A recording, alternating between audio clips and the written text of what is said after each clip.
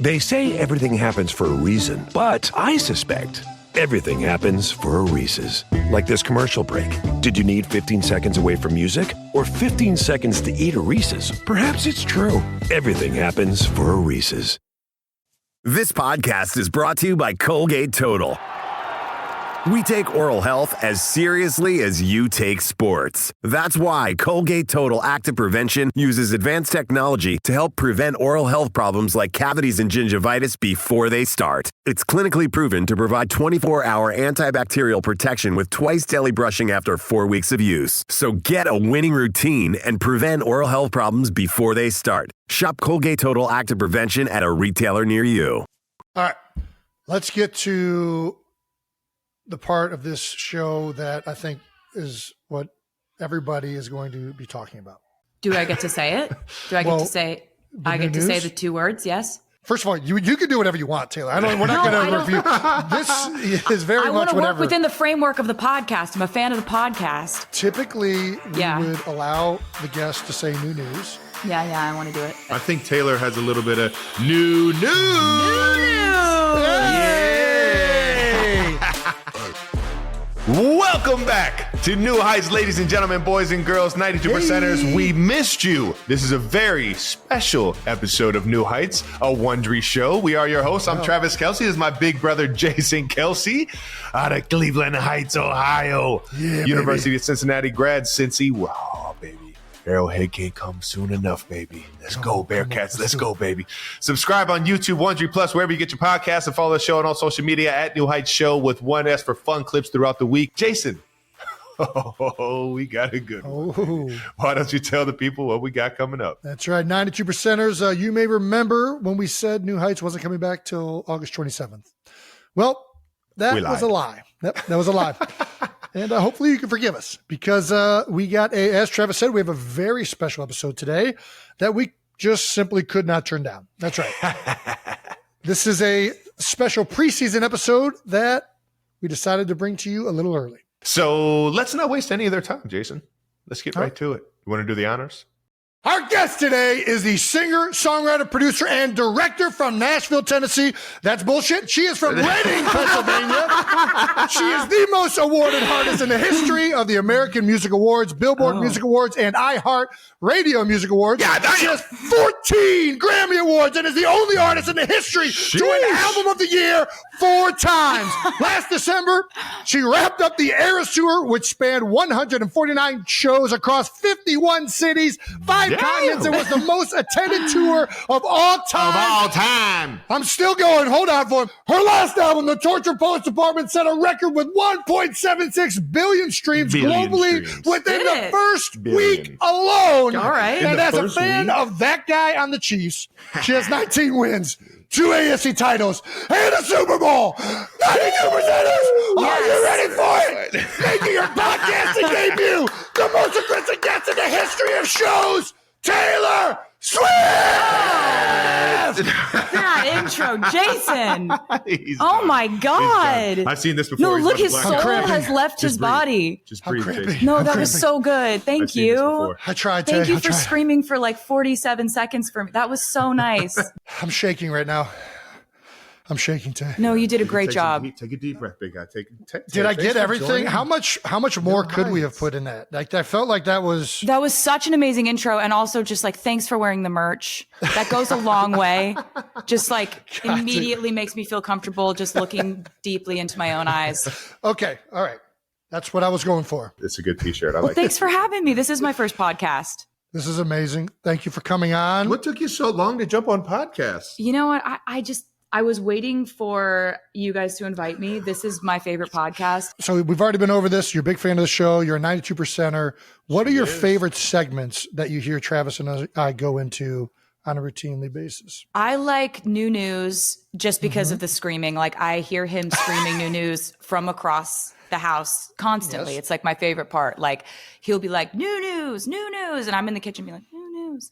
So I love that because of just the bellowing of it. Like I love No Dumb Questions. That's a banger. I really like it when you give people advice. It's kind of my personal favorite.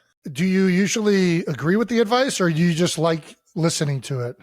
I mean, I think that like you guys give such male-centric advice. It's which I think is just dudes who don't want drama. Yeah. Dudes who are trying to avoid the mess. But sometimes you're going to like do a bit and say the messiest thing that they could do, which is funny too. So we're going to ask the question everybody watching the show is currently asking.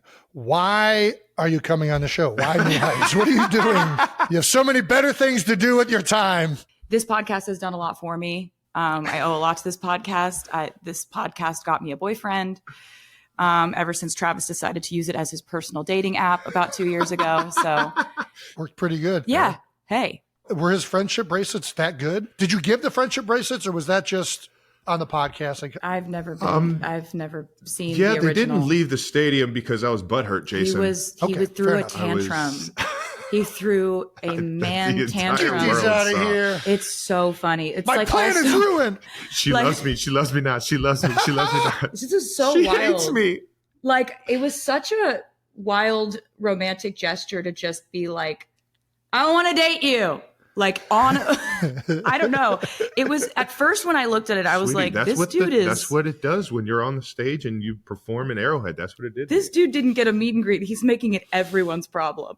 That's what I thought at first. And then you come to Arrowhead, I get to meet you. That's the perk of playing for the Chiefs. You realize he didn't even reach out to our management. I was like, when this podcast came out, I was like, did he ever reach out to be like in the tents or did we know he was in the building?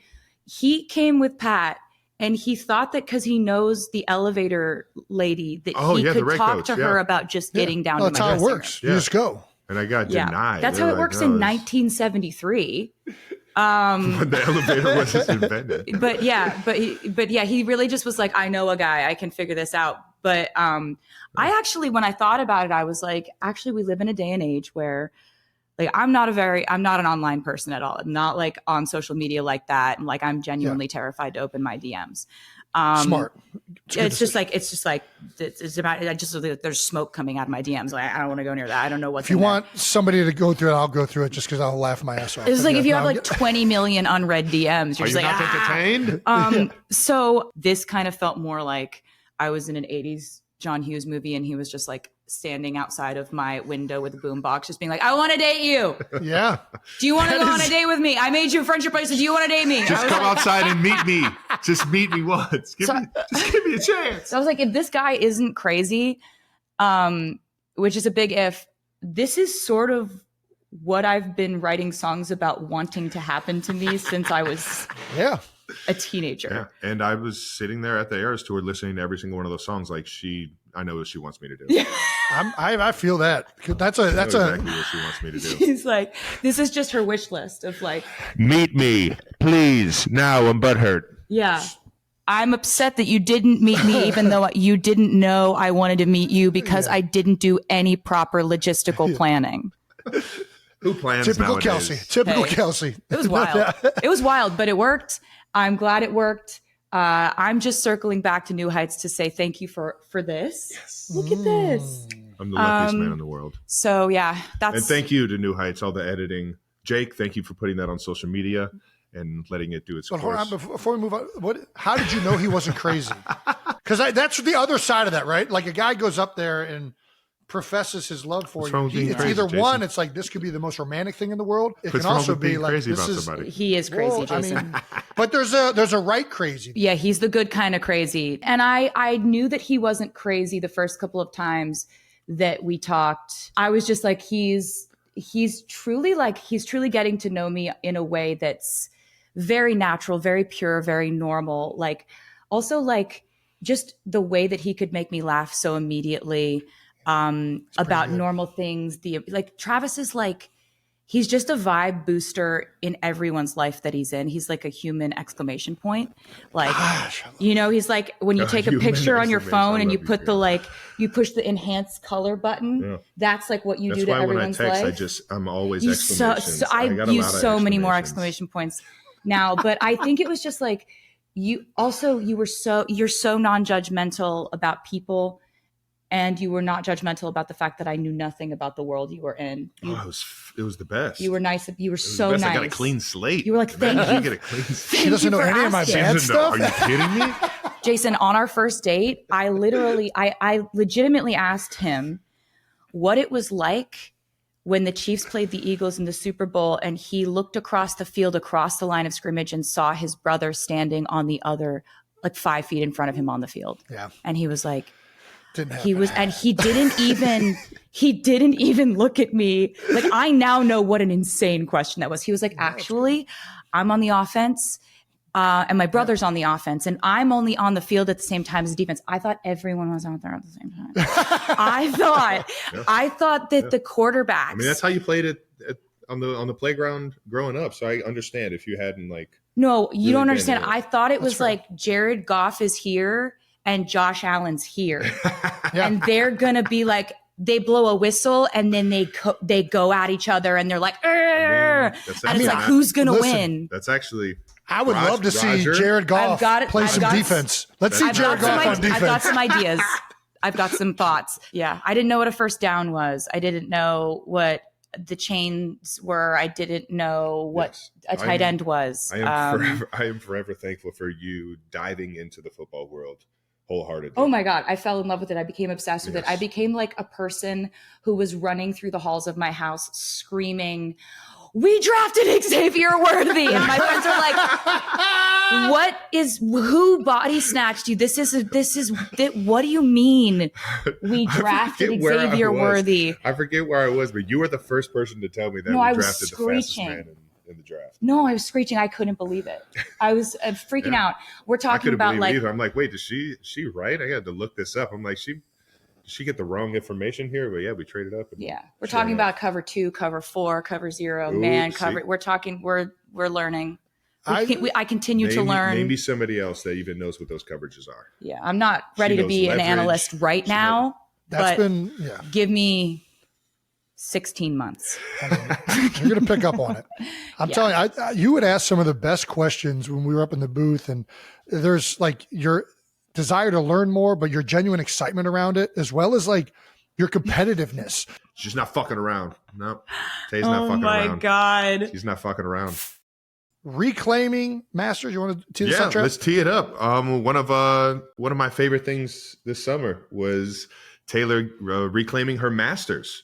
Her recording of her first 6 albums finally became hers. Yep. And you haven't really talked about it. You made that beautiful post on all your social channels, thanking everyone that made it happen and everything. But why don't you tell the 92%ers how it really felt?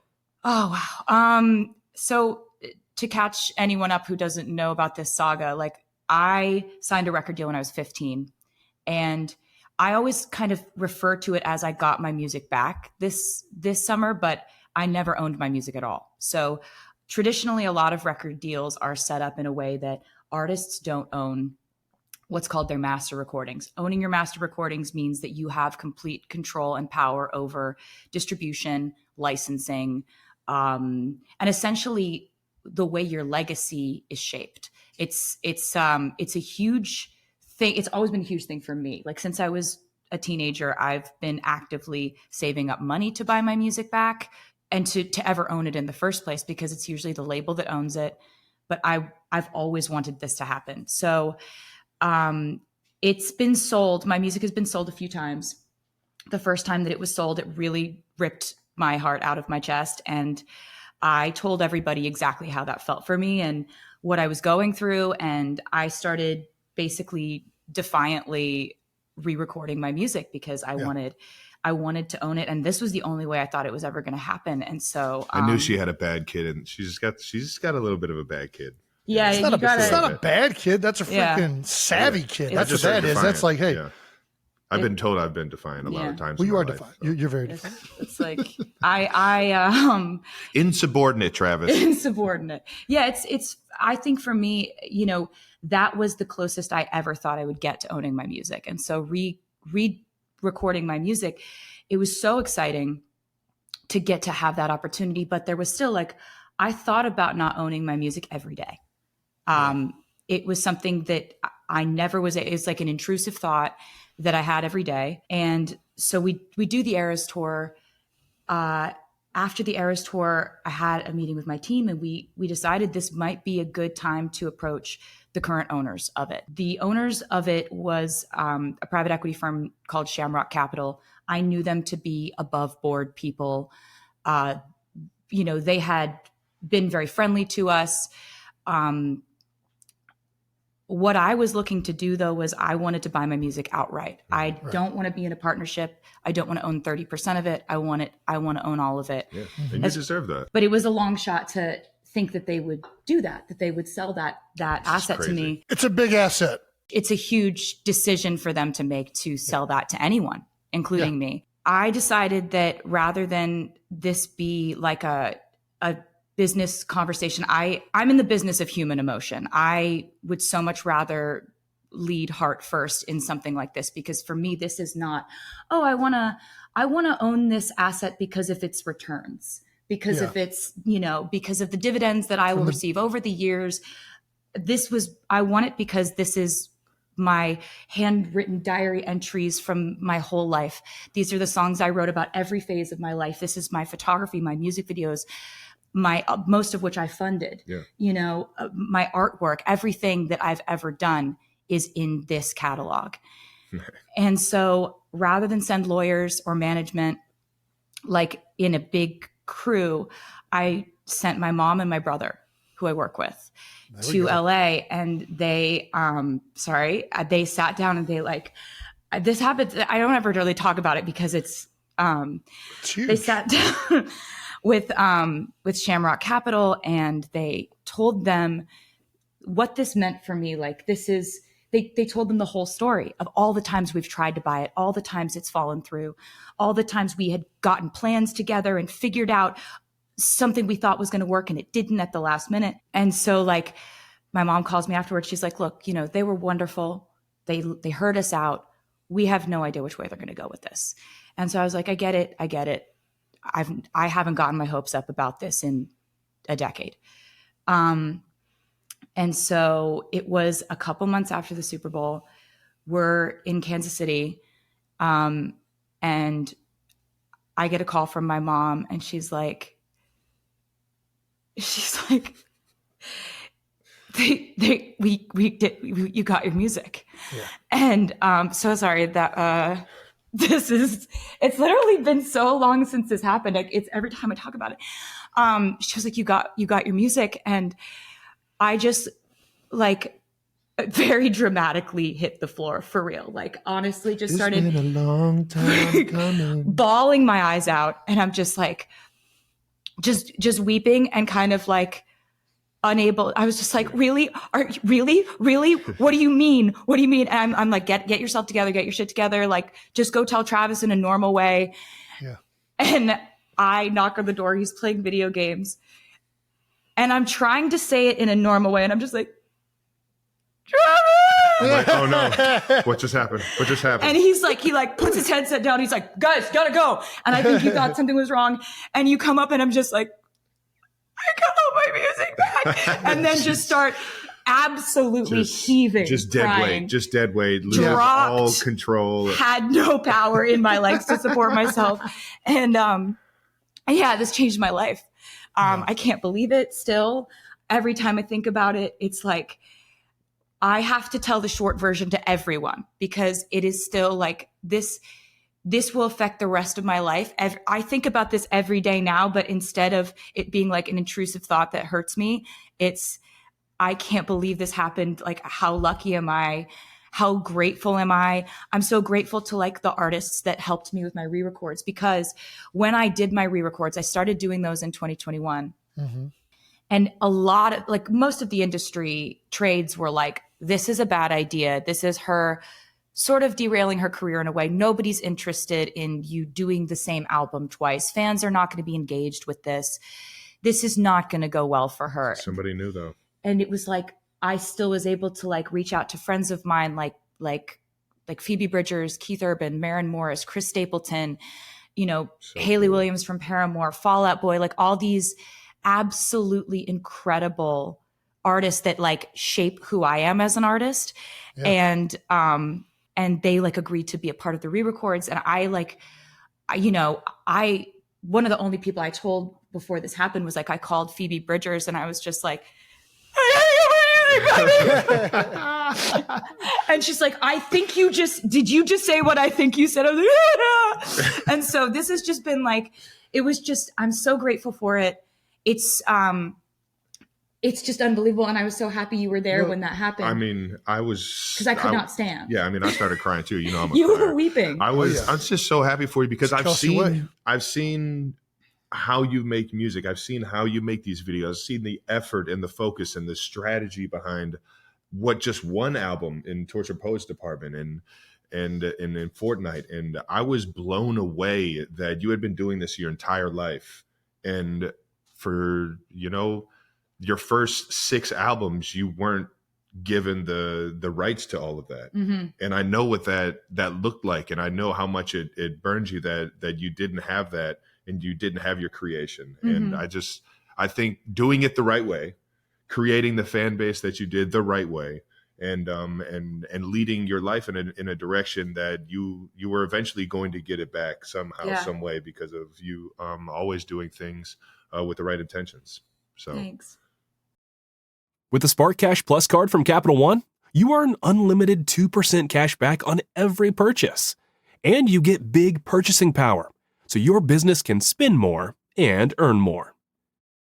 So how does music ownership, this is so crazy to me. So you wrote these songs, you sang these songs, you put everything into them. And don't get me wrong, there's publishing companies, people that support artists out there, but how does ownership of music even work? Like when you recorded these songs when you were 16, right? Is that like the singer you dumb gets it a down portion? to us 93%? Yeah. The singer gets a certain portion. The artist gets or the songwriter gets a certain portion, and then the publishing company gets a certain portion. Okay, so that's a great question, and there's 2 main categories that we're talking about here. Just asked. Go ahead. So master recordings is the actual recording. Yes, it's the actual vocal, band, production, mixing, mastering, that actual thing. Yes. Mine also included my album artwork, my music videos, everything that went along with any era of music that I had done for my first 6 albums. Got it. Every era. So then there's another category, which is publishing. Yes. I own my publishing, which is why, I have control over, if my song is used in a film, I wanted them to use Taylor's version instead of the original version, the songwriter, can decide that. Got it. Okay. And so it's like, Noted. I've always been very lucky because my publishing was protected. A lot of artists have their publishing sold away from them, or they sell their publishing. And and a lot of artists, it may not be important to them. It was always important for me. The publishing aspect of it has always been something I've had firmly in place, which is great because my songwriting is the core of why I do this, why I love it so much, and what I think has made anything happen in my career at all. Greatest songwriter of all time. That's very nice of you to say that. It's like, says her boyfriend. Says a lot of people. Basically, then you have the master recordings side of things. Now, this is a discussion that was not really brought up amongst the artist communities, especially not with fans. This was all kind of industry centric and kind of boring contract stuff that like fans were not speaking about. Sure. And so one thing that I think is really great that has come about because of this is that I have so many new artists come up to me now and say, hey, I didn't even know this was a thing. Yeah. And when I went to go and negotiate for my record deal, I negotiated to have my masters revert back to me after a certain amount of years, or that I own them outright. And it's not for everyone. Not everyone cares about this. Artist to artist, artists have different priorities. Some artists sell off all their masters because everyone's allowed to have their own priorities. What I wanted, though, is that if I were to put the information out about what I went through, at least it gets artists talking about this to decide whether this is a priority for them. Because you can't know if it's a priority for you unless you know what has come before you and what has happened. And so the master recordings thing, that's your actual ownership of your recordings. To put it in perspective, if I never would have been able to buy back my music, one day someone else would be leaving all of my music from my first 6 albums to their kids in their will. Right. Yeah. And you think about it like that, it's like, I thought of it, I made it, I recorded it, I paid for most of those music videos. You know, I wanted an opportunity to buy that back. And that was important to me. You feel like they're yours. They should be yours. Yeah, exactly. Do you think it was easier for you to do, one, because just you talking about this, you're so aware of the business side of this and the legal like you're more aware than I think probably most artists are. But being woman in the world, it's crazy. Being a songwriter, Says her boyfriend. Smartest woman in the world. Keep going. You being the songwriter, being the singer, owning the publishing rights, being able to re-record songs, that gave you leverage and able to make this move, right? Yes. Yeah. Yes. So that was it. And also, you know, in my contract, they didn't put a clause in that said I couldn't re-record because nobody was doing it and nobody thought that was a good idea. Right. So, and also like, who would be that stubborn? Like who would be that petty? This badass kid over here. That they would that's record right. every single thing It's so badass. over and Well, over again. What was your favorite one to Not revisit? just that. Hold on, Bill. But not just that. Who has a fan base that's going to listen to the same album twice in a row? It's a good point, Jason. It's a good Like point. honestly, and this I'll is where do they it. missed it. You had If you make this a third diehard 1989, I'll community listen that to you that had one already too. built. That's the thing is the You fans sold are, a story with the second time you released this album, right? And the fans got behind that Yes. narrative, and they're And like, they- Right away. "Screw the first album. We're rolling with the re-recorded album because we're supporting the artist." They were like, "We ride at dawn," like, That's right. and it was amazing because you know they're the reason why the re-records worked out. They're the reason I was able to purchase my music back because they came to the Eras tour, and basically they're the reason why any of this worked out. And I also want to note that like the other people who are like, "We ride at dawn," my live band, they played on all the re-records. It's like, you want to know why they sound so perfect on the Eras tour? They played on all those records. Like they're session musicians too. And that's how good they are. And I'm so impressed just by their ability and their dexterity as musicians to be able to do that so convincingly, because there are actually there's the Taylor's version's one I kind of prefer a lot of that stuff.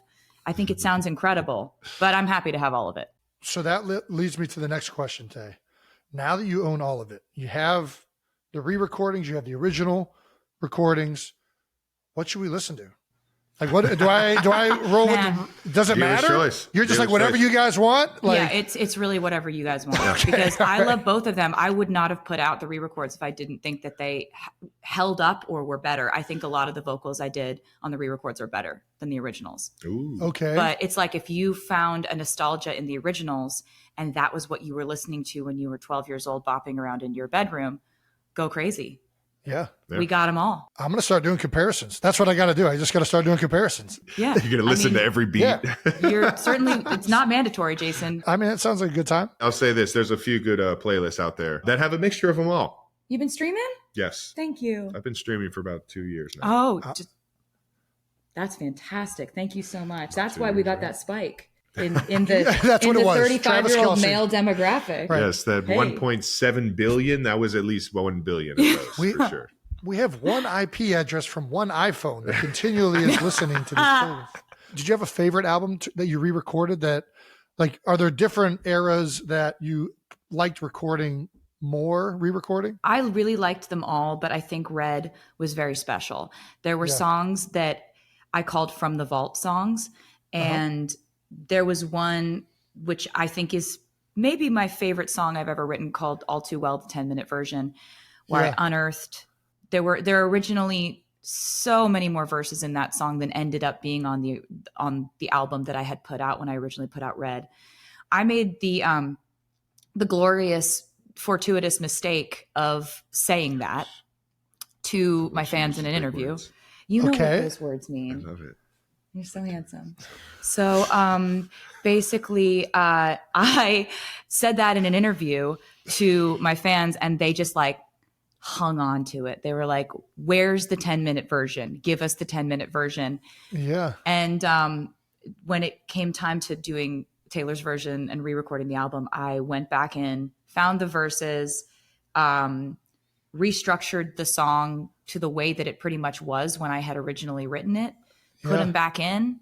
And that song is one of my favorite things I've ever done. And it was when we were on the Eras tour, I'm watching people just like cathartically scream this song to the point where I'm like, do you need to go to the hospital? Like it was so passionate, the fan response to that song at the Eras tour. And I remember thinking so many times, like, what if this never happened? Like, what if I never had to it's one of the most iconic this? parts of that tour. It was so fun. Yeah. And so like, it really did make me fall back in love with that album specifically. I have a song with Phoebe Bridgers that I really love on that, From the Vault. Chris Stapleton was a part of it as well. And I think that one, I've always loved Fearless in 1989 in a very pure way. But Red, I've kind of gone back and forth over the years and been like, like that re-recording it made me just be like, oh God, I love that album. I have no complicated feelings about that. Wouldn't have done anything different. Maybe except to include the original verses the first time. Well, we just talked about the different eras a little bit. Let's talk about perhaps the most daunting thing that any artist has ever taken on, which is the Eras tour. Oh my God. You finally finished it up last December in Vancouver. I don't know. What did it feel like to wrap it up? What does it feel like now? Like not touring and being on a jet every day, basically trying to go from country to country. Yeah. I mean, it's insane. It feels great, Jason, to be honest. I'm not going to lie to you. You don't miss it? I miss it. I do miss it, but it's like, it was perfect for what it was. Yes, do you know what I mean? Yeah, and it was a lot of physical therapy, and it was a lot of like being in a state of perpetual physical discomfort. Kind of like when you're in season, Yeah, no. Yeah. I'm not getting hit my first time by huge 300 pounders, but the heels. When I saw the recovery station in the hotel room after with the toe spacers. I got an acupuncture mat. I'm telling you, dude, the similarities were crazy. I'm like, oh my gosh.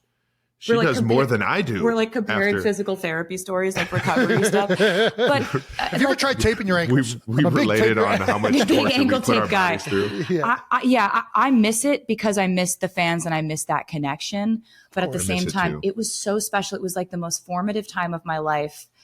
I learned so much about how far I can push myself, and if I set a goal, making that a 3.5 hour show in the beginning of the tour, it's like, you can't like be sick one day and then decide tonight it's going to be 2.5 hours.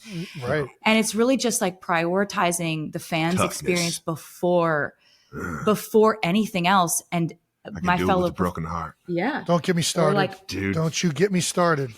Or like stomach flu, or like just like aching feet or blisters or whatever. Like it just was. Which she had all of this going through. Usually and it's all like, at the same time. But going into her fourth show. Yeah. And it was kind of the coolest thing in the world, because when we were putting together this tour, I had some really lofty goals I wanted to reach conceptually, because I wanted to show fans, and especially younger fans, visuals and sort of performance art references that were really important to me as a kid, and what inspired me to want to do this, right? So like, I wanted to put elements of musical theater, Broadway, ballet, scenery that you would see in an opera, Who thinks like this? I was about to say, I watched the whole tour. I just thought it was amazing. I didn't notice. But that's exactly it. I wanted it to be references that I thought were really high concept and really high value for fans, and for them to see things they hadn't necessarily seen before, all in one concert. But I wanted to do it at the highest intensity, rapid fire. You're seeing something new every 15 to 30 seconds. And so it feels like you're scrolling in an algorithm, right? Yes. And when I heard reports of people saying that they got actual amnesia after the concerts, I was like, oh, I think we did it. Yeah. I think we did it, nailed it. That's genuine. I didn't even wasn't even shooting for that goal, when they're like, I saw so many things and I experienced a state of euphoria that I now don't remember what happened to me. I was like, oh my God. All Oh I my remember God. is that she didn't want to meet me. That's it. That's it. That's all he got about. And as much as you, and I've told you this, as much as you want to, give New Heights credit, I give the Eras Tour credit. Yeah. I give the Eras Tour credit Tell me because more. if I would have never gone to that show and been mesmerized and just been captivated, and then left with such a desire to want to meet you, I would have never went on here and told everybody how butthurt I was. Yeah, I had never just been so engulfed in the curiosity of who you were. Oh, that's And really look at this. wonderful. One of the best things about that last statement is you didn't even know what the word engulf meant before, like you met Taylor. Like you've broadened your horizons so much. We're the perfect. I'm telling you, she makes me so much better. So, Thank you for saying that. Thank you for saying that. And then, but it's like you see you on the stage and you see how crazy you can get an entire stadium going, and then I get you in a room and it's like I've known you forever. It's like it was just the easiest conversation I ever had, and it was just so much fun that it just knocked my socks off, from what they say. Knocked your socks off. Yeah. Thank you. I felt She the blew same me exact away, way and about you. I had never experienced something so mesmerizing on stage and then so real and so beautiful in person. Hey, that's Should I leave? wonderful. I'm just gonna Yeah, leave. I think so. Honestly, Oh, at this sorry. point, I think everyone should leave. I don't know where to go from here now. How many countries did you do the Eras Tour in? 47,000 countries, Jason. You just listed that in the beginning. Well, I said 51 cities, which I don't know if that's right. It was a lot of countries. 150? What was really fun about all the countries that we went to is when we first started dating, he was like, I always wanted to go and really vacation in Europe and see it was Australia so much fun. and, go to Asia. And I was like, well, I got a tour for that. It's coming up. Oh, nice. You got room for a 6'5" guy to Yeah, we can come figure it hang out. Like, no, the dimensions are wild, but we'll make some room.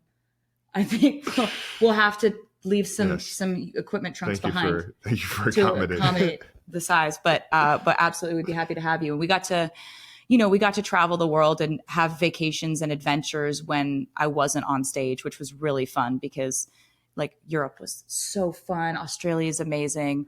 Yeah. It was great. And that entire part of our lives, like I was on tour for so long and now I finally am not on tour. And it's kind of great because I'm getting my hobbies back. Like when I was on tour, all I had the bandwidth for was what's the acoustic mashup this week?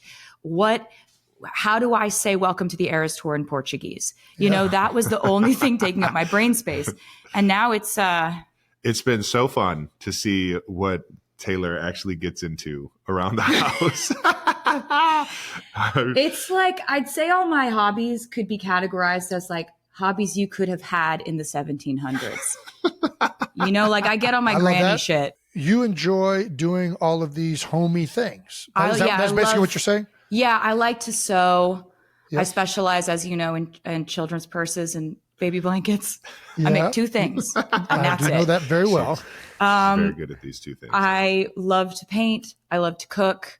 I have a Bake? different baking obsession every 6 months. I'm the luckiest man in the world. Right now, Dude. right now we're very deep in a sourdough obsession that has taken I am over my aware. life. I am aware. Yeah. And Yes. I'm very deep in it now. You've got Right? me deep in this. I'm Because lucky. of- I'm lucky. I'm working as much as I am and running as much as I am because I'm getting the caloric intake. Yeah, he I'm asked me to carbing up. send him 2 loaves of sourdough at training camp. I'm like wrapping sourdough loaves in like saran wrap or whatever, like cling film. The sourdough's taken over my life in a huge way. I'm really talking about bread 60% of the time now. It's become a huge factor. I mean, And she's getting good with making all these different versions of it. Oh yeah. Yeah. My favorite one was probably, I mean, the regular sourdough is one of my favorites, but the blueberry. Yeah, we do. There's a blueberry lemon. There's cinnamon this. swirl, cinnamon raisin, and this one I've been workshopping for the girls because they love everything rainbow. Funfetti sourdough. Oh my gosh. It's going to blow their mind. No, it will. Because they love sprinkles. Like we put sprinkles yeah. in everything when we hang out. Yeah. It's really, She's a loafer for life now. yeah. And it's gotten Loafer. pretty crazy over here. I'm just like always like baking bread and texting my friends and being like, can I send you some bread? I need some feedback. Do you like this one better than you liked the other one? Like I did the rise a little differently. I'm on like sourdough blogs. There's a whole community of us, and I didn't know it. Oh my gosh! This is an the amount of underworld. people hoping that you're on their blog. Oh, I'm on your blog, girl. I'm on your blog. But it's like I just didn't know this. There's people like me out there, and this is where the internet is good. This is where the internet is a good place where you can curate a reality where like all I really use the internet for is sourdough and when Travis shows me videos of otters on his Instagram algorithm. I want It's an a interesting animal. I want a wild otter so bad. I just want to like find these little creatures. Yeah, he and doesn't. be friends with But them. he wants Why one a that, wild one? Why wouldn't you? Because First of all, aren't they all how wild? Oh no, there's domestic. There There's are domestic otters? he wants Yes, one there are. specifically whose life he saved, who knows that he Who's saved very its noble. Who life. feels? Yeah. Yes. It's a really specific type of otter he's looking for. The videos that I watch are somebody just in a canoe. Yeah, he doesn't want to like go up to an otter and take it from its mother. No. He wants to see an otter, and the otter's like, my paw's my caught in a gosh. shell. And he's like, I got you. And then the otter's like, thank you forever with its little paws. And I just then, bring him and then it anchovies every couple swims up, months. and then and you're kayaking, and it's like doing this to you. Like that's what he wants. And I want it to, honestly. Who doesn't? Yeah, I mean, who doesn't? Yeah, Right? Yeah. So I mean, do otters eat bread? Can we get a sourdough eating otter? That might we're be the gonna perfect. we're gonna figure that. I think combination. I don't know if I don't know if they do. I don't know. They're probably. But yeah, we had discussed maybe like carrying around cans of sardines just in case we run into one. Nice. It's better in principle than it is in practice. Easier to conceptualize Seems than pretty the easy actual, though. You just gotta go canoeing. which is also easier in principle than it is in practice Yep. for yep, us in terms of just the weight balance on I'm the on the water. hunt. I'm on the hunt for a friend. Yep. All right. Yeah, stuff you didn't know you needed to know, right, Jason? I mean, I love otters. I don't know who doesn't This is love what watching life Instagram after otters. Eras Tour is, though, Yeah. Jason. You gotta. It's so. Travis, crazy. I'm retired. I am all in on this. I want to bake. I just don't have the planning behind it. Taylor's a planner, and she's going to have the sourdough alive. We're not going to keep a sourdough alive. I've folded. What is it? What's the? He's actually done it. He's actually done it. Yeah, I've made a loaf. You've had one of my loaves. Actually, Jason. He's done all of I've it. had Like one. we've Yeah. set it up where it's like I've got a station and he's got a station and he's done all of it. Okay. So he's actually baked too. Yeah, I've stretched and folded before. Yeah. But there's just like something I've always weighed. slightly I've wrong weighed with all it. the flour. No, his rose higher wrong than with- mine. His was Jason. more delicious than All right. mine. It's like it's also, you know, No directions over here, No Jason. chance. I get into the No whole chance, Jason. You've had it, and you said you loved it. I'm not saying it's not good, but it's nowhere as good as Taylor's. That's not true. I'm He's telling you, actually- if I you will- took like 2 chunks and you sent it off to the lab, there's going to be so many more germs and microbes and Travis. Oh my god. Oh ew. the bacteria count. What is the fungus in this? That's on this one. No, Yeah. That's the sourdough, Jason. There's Don't like- even. that's the sour. Okay. Why is there chest hair in it? How did you Yeah. There's like The chest apron's too low. There's like chest That's- hair in that's it. his, there's cat hair in mine. It's just like both of these are completely inedible. But it's crazy how many puns you can make. Cause I got bread bags and I got labels. And so you can really go for it with the puns. You go, are you ready for it? Are you ready? Ready? Ryan? Flower song is the slamming screen door. That's horrible. Okay. It's a Loaf Story, Baby Just Say Yeast. Just say yeast. Yeah. What's the one I was doing with dough? Keep going. It's a loaf story. I should have said dough. No, it's horrible. Loafing Him Was Bread. It's bad. You don't know that song, and that's okay. I love you. It wasn't on the tour. Tour. So we do have this. I did fuck that up. 21 countries. Did you learn anything throughout the, like, is there anything at the end of the tour when you were wrapping up that you wish you had been doing the whole time? Is there anything you would do differently now that the entire tour is wrapped up? No, I'm really glad that I didn't know it would have gone on as long as it did. Yeah. I'm glad that I got to like actually be prepared for this tour the way that I was, because, you know, in previous tours, I had noticed that I would get on the tour and I'd have to like get my stamina up throughout the tour. And by the last quarter of the tour, I'd finally hit my stride stamina wise. And I'd be like, oh, I can do this easily every night. Yeah. I wanted to be at that point at the beginning of the Eras tour. So that's why I did so much more training, so much more endurance training and cardio and stuff that, you know, doesn't come naturally because I'm not an athlete. So it's like that stuff I have to really force myself to do. Don't you say that. Don't you say that. I mean, don't you dare say that. It's how I feel. And I don't even, it's not like I say that in a disparaging way. I don't care at all. Okay, fair enough. But why do we take it that way? I it's don't not know. like, I'm like, I'm not an athlete and that's fine. Like I play instruments. I take it that way it's because not we're my undefeated thing. on the beer pong table. I've seen you throw a football. No, that's not good. That and you counts. know that's not good. It does. No. It does. You can. No. Spiral? Yes. You gotta be real better with than me. because it's not, there's See? no spiral. I don't think I've ever caught anything that's ever been thrown to me, near me, I've seen it. around You're just me. disinterested in being an athlete. That's true. Can you hit something with a stick? That's a telltale sign of an athlete. Good with a stick. No, I don't know, Jason. I've never tried that. Never tried- So it's we're like, we got to try this out now. We're going out back here's after the thing. this. Like, my relationship We with give you a sports was like, you know, I grew up in Pennsylvania. I always heard my dad yelling at the screen watching Eagles games. That was always the sports sounds that I heard in my house. However, I was up in my room playing guitar, learning instruments, playing piano. I was focused on different things. I was like so laser focused on music. And that's how I was in school. Like I would go to sporting events so that I could sing the national anthem. Like everything was a means to an end to get me to get to do music. Yeah. I know every halftime show from the Super Bowls, but I didn't watch the sports. No. And so watching Travis, the Eras tour and seeing that power skip, I knew you were an athlete from the power skip. You're just saying I words. knew it. It's one of my favorite parts. Just telling lies. Just see you just skipping down that runway. Just looking like a giraffe that's limbs were put on all wrong. Not everybody can skip, but not everybody can power skip in heels. Yeah, in heels. That takes athleticism. Thank you. I appreciate that. Just saying. What a unique compliment. So yeah, I definitely became obsessed with sports when it came to him.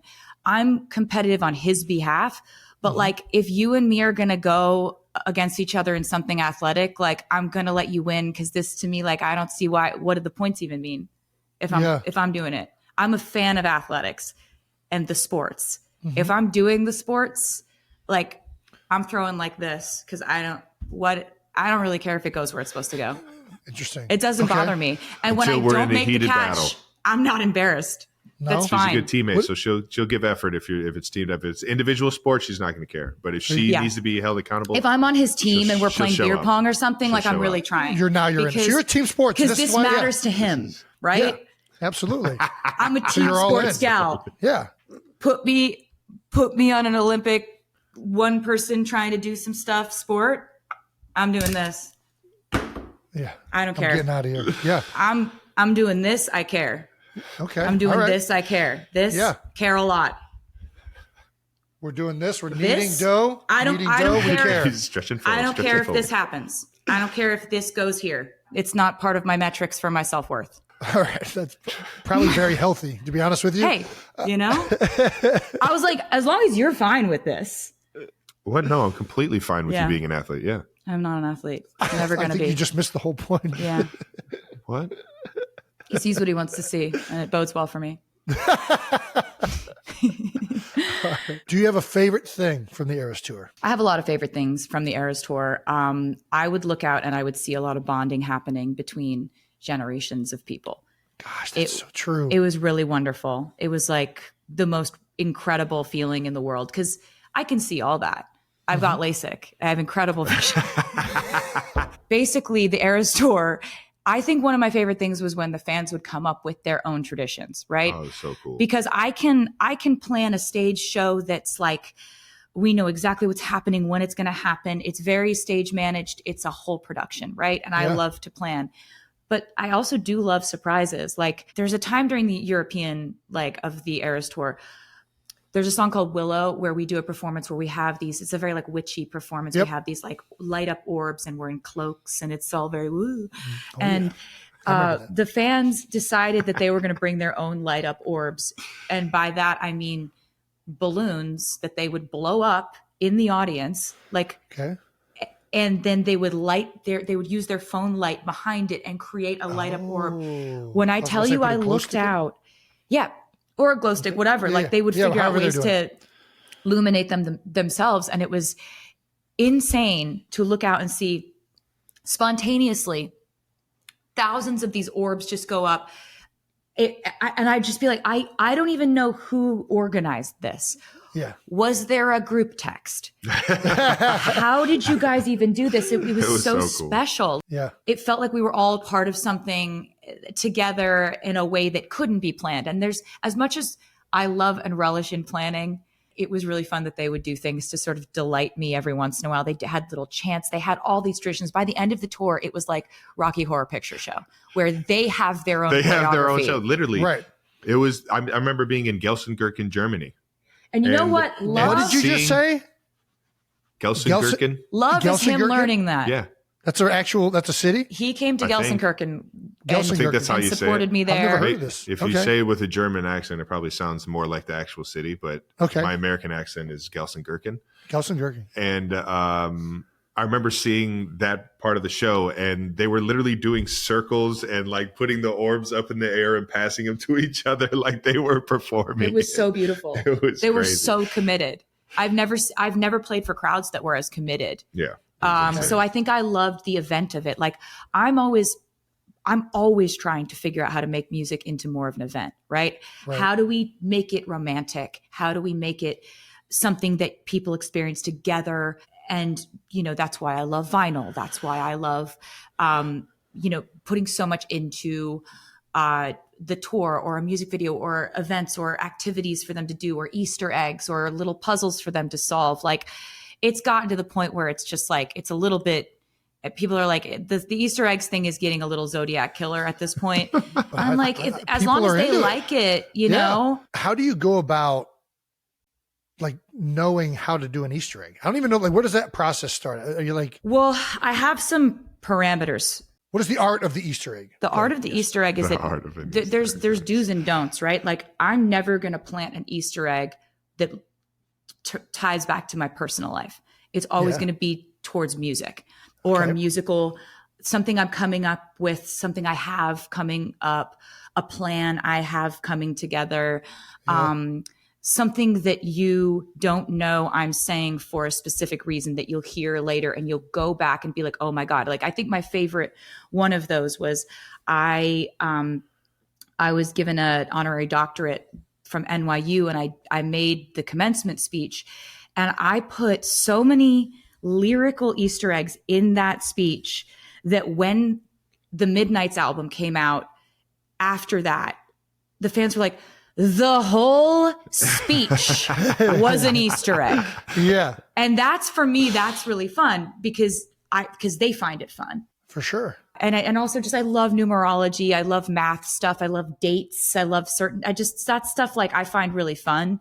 And I want Easter eggs to be a certain thing where like, if you are a part of the fandom and you want to experience like music in a normal way, then you don't even see these. You don't even care what that thing is above that doorway under that dimly lit flickering light over there that's upside down backwards in Braille. You don't need to know what that is. I love this. Yeah. But if you want to look at that, But if you do, then you it's get it. there. Yeah. Do you know what I mean? Like if you know, If you're in the know, you know. Yeah. Oh yeah. Then you know. Then you know. Let's talk about something I don't know. What is numerology? You threw that phrase out there like that's a comment. What is numerology? You don't know what numerology is, Travis Jason? knows I'm what assuming numerology something with is. numbers. Yeah, like I'm 87 and she's 13 Yeah. Literally, it's that simple. Just numbers. and 100. Yeah. 13 plus 87 equals 100. That's numerology. Like But what is numbers, the numbers that significance have of a it? specific keep it 100. significance. Like, yeah, exactly. Keep it like 100? yeah. Do you not keep Okay. it 100 ever? I'm trying to. I feel like- attempt to. It's crazy that you don't. What numbers do I have? You're So just admitting that Kylie's- like that. Kylie, I don't know how to do this. It's okay. It's not for everyone. My favorite number is 13, though. It always has been. Travis I knows know. Yeah. And that's And part of the that's part of numerology it. of why That's we're part of it. dating. this. Okay. Part of it. If it, Okay. It's been in my life, my whole Right? life. Travis likes people that like the number 13. yeah, I love What does them. Yes. liking the number 13 say about us, though? it says that we're family in, Okay. in trichodectophilia, I think it is the What? obsession with. No, man. With It's 13? every day, dude. This is every That's day. a real You thing. know what that This means. is every day. He knows what this means. Trichodelphophilia. So that's the obsession with specifically number 13 or something. I'm sorry. Yeah, triskaidekaphobia is when you hate 13. Triskaidekaphobia. Trust yourself, Triskaidekaphilia sweetie. is when you love it. Philia is love. Mm-hmm. I don't know why. I think it was like everybody else was afraid of number 13. So I'm like, yeah, That's I like a phobia. 13. That's That's a phobia. what- okay. Yeah, you're just being contrarian, which I love. I love that about you. All right. Well, You're just like, you want to do this? I'm going to do this. that's know? exactly how I sound. Oh, Jason. Let's get to Jason, my- Jason. All right. Favorite thing about the Eras Tour was, besides going to it and just being like this amazed at everything. I mean, I think I was on another podcast recently, just like all of the songs, everything you just talked about, where it changes so much, right? There's something new every 20, 30 seconds. It was incredible. The nonstop length of it. But I'm going to be remiss if I don't say one of the things that I loved is watching Travis Kelce get on the stage, the man in the tuxedo. It was so good. It was so special. That was like, we were like, that came out because we were just we thought we were doing a bit. Like we both thought we were just joking. Because a lot of what we're saying is like inside of a bit and we're laughing the whole time. And every once in a while, one of us will be like, are you serious? Like I could be. I could be serious. Are you serious? I was serious in terrifying fashion. I was like, yeah, it was like wouldn't it be funny if kind it'd of be thing. fun. Yeah. And I would try not to fuck this up. It was Said, no, so- the show's Don't you perfect. You dare. don't want to fuck the show up, do you, Taylor? But I knew you were going to be down for. I knew you were if you wanted to do it. Like I was never going to pressure you to do it. But the fact that when we were talking about it, we were joking. I saw that little twinkle in your eye where I was like, oh, he wants to do it. You want me to go He on wants stage? to do it. He wants And- to. Do you want me to go on stage? Yeah, and you got I up mean, there. I'll do it. You were so good. Every single beat, his comedic timing is crazy. Like, It is good. and when the lights are bright, he slows down time. Like that's when he. Well, no, I just black Thrives. out and hope that it ends out like perfect. That's you said. That's you and I just- are saying the same That's thing. just I did. I a big honestly, blackout guy. yeah, Yeah. I'm big, yeah. Like I rose from that stage, and I saw how many people Dude. are looking at you, and I Oh, yeah. was just like blackout. You looked so good. Yeah. It was so amazing. Like it was one of the loudest, if Sorry, not the man. loudest screams I've ever heard on the tour. It was insane. It really was. How many, Trav, you played football in some of the biggest stadiums you've been No, in there's front. nothing People have like been staring this. at your whole life. There's What nothing was like that this. moment like? There's nothing like this. Were you I felt nervous? like an ant. Were I you felt nervous? like the smallest piece of life ever. Like that entire stadium, the Yeah. floor. Like, what are all these people doing on the field? Holy, I didn't know this place felt like this. Oh my gosh. What is going on? I have to pick her up now. Okay, here we go. Don't drop her. Don't drop her. Don't drop the So baby. funny Don't drop the that baby. you were actually scared about that. You could like throw me over a mountain and like climb I the don't- mountain and listen, catch me on the other listen. side. Like, Football players drop balls all the time. So this is not a oh my God. It was so good. It was London. It was Wembley Stadium. It was Yep. those were such special shows. And we had just, wasn't this the week that I got to watch Jason meet the royal family? It was. Yeah. I knew you were serious when I was like, Jason, do you want to go meet him? And he was like, what do I do with my beer? Yeah. I watched him have this moment with his beer where he's just like, but I want to take it, but I know that I probably should not take it. That's right. I watched this happen, and it was kind of the most amazing. What do I do when I meet? I like that you picked up on it, because that was exactly what was going on in my head. If I don't have my beer, what do I do with this hand now? Is it like disrespectful to have a beer when you need royalty? Or am I just like being authentic by having the beer? I would normally have the beer. Wouldn't they want me to be myself? I'm watching you say that in your head. Yep. And it was fantastic. I don't know. I'll always remember that. Memory. I was just like, I'll always remember meeting you for the first time, Jason. Do we need to talk about that? That time I did hold on to my beer. You did. What was, I guess you brought it up. What was that first impression like? Did you know I was told to be on my best behavior? I didn't know what you were told, but I did know that one of the first things I saw was like, you say to Kylie, I was just shotgunning beers with the Bills Mafia, and I really want to go through one of the fire tables. Yep. I want to jump through it. I want to jump onto the flaming table. And she goes, okay, can we not do that right now? Yeah, guy. And since then, I've heard her say that exact thing to your 4-year-old. About like, mommy, I want to throw this pudding on the wall. Wouldn't that be fun? Can we not do it right now? That's a common phrase for. And so I meet you. You're exactly as I thought you would be. Kylie is exactly as I thought she would be. Just like the realest, the smartest, the coolest. You're fantastic. Obviously, you know that. And then I swear to God, Jason, you flew through the window at light speed. I've never seen someone so big move so fast. It's impressive. It's like, when you see a cricket and it's here, and then it's gone, and it's 16 feet that way. You're like, did it just jump that way? How did it do that? And he gets more athletic the more beers. I mean, it's real. It was wild. I really should have played in the NFL drunk. I think it would have been better. You know what? At this point, I would never argue with that. And all of a sudden, like, you're out there in the snow. You're handing me children through the window. Like, I was trying to. That was fully not my best moment. It was. And like, I think it actually was. And I'm really like, grateful. Taylor. I was like, you want to see Taylor? I got you. Let's go. We're going in. Whose kid is that, Jason? Do you know where this kid came from? But yeah, it was, I think it was your best moment. And I think I'm very lucky to have gotten to see it. I love this like new world that Travis has shown me, because I really, it's so fun. It's so exciting. There's so much pressure on these players that I kind of was like, I've only ever been in music and been like, seeing that, but the pressure on sports is just such a different type that I have such a respect for everyone. Like everyone I meet on his team, like everyone I see doing this, I'm just like, you've been focused on this since you were a kid, and it shows. Well, and I'm sure there's a lot of relatability there. Anybody trying to be the best at what they do and dedicating their lives to it. I mean, yeah. And I've been so lucky because I never have gotten to see what the suite looks like when I play the game. Because they didn't have a camera. I never get to see my friends and family.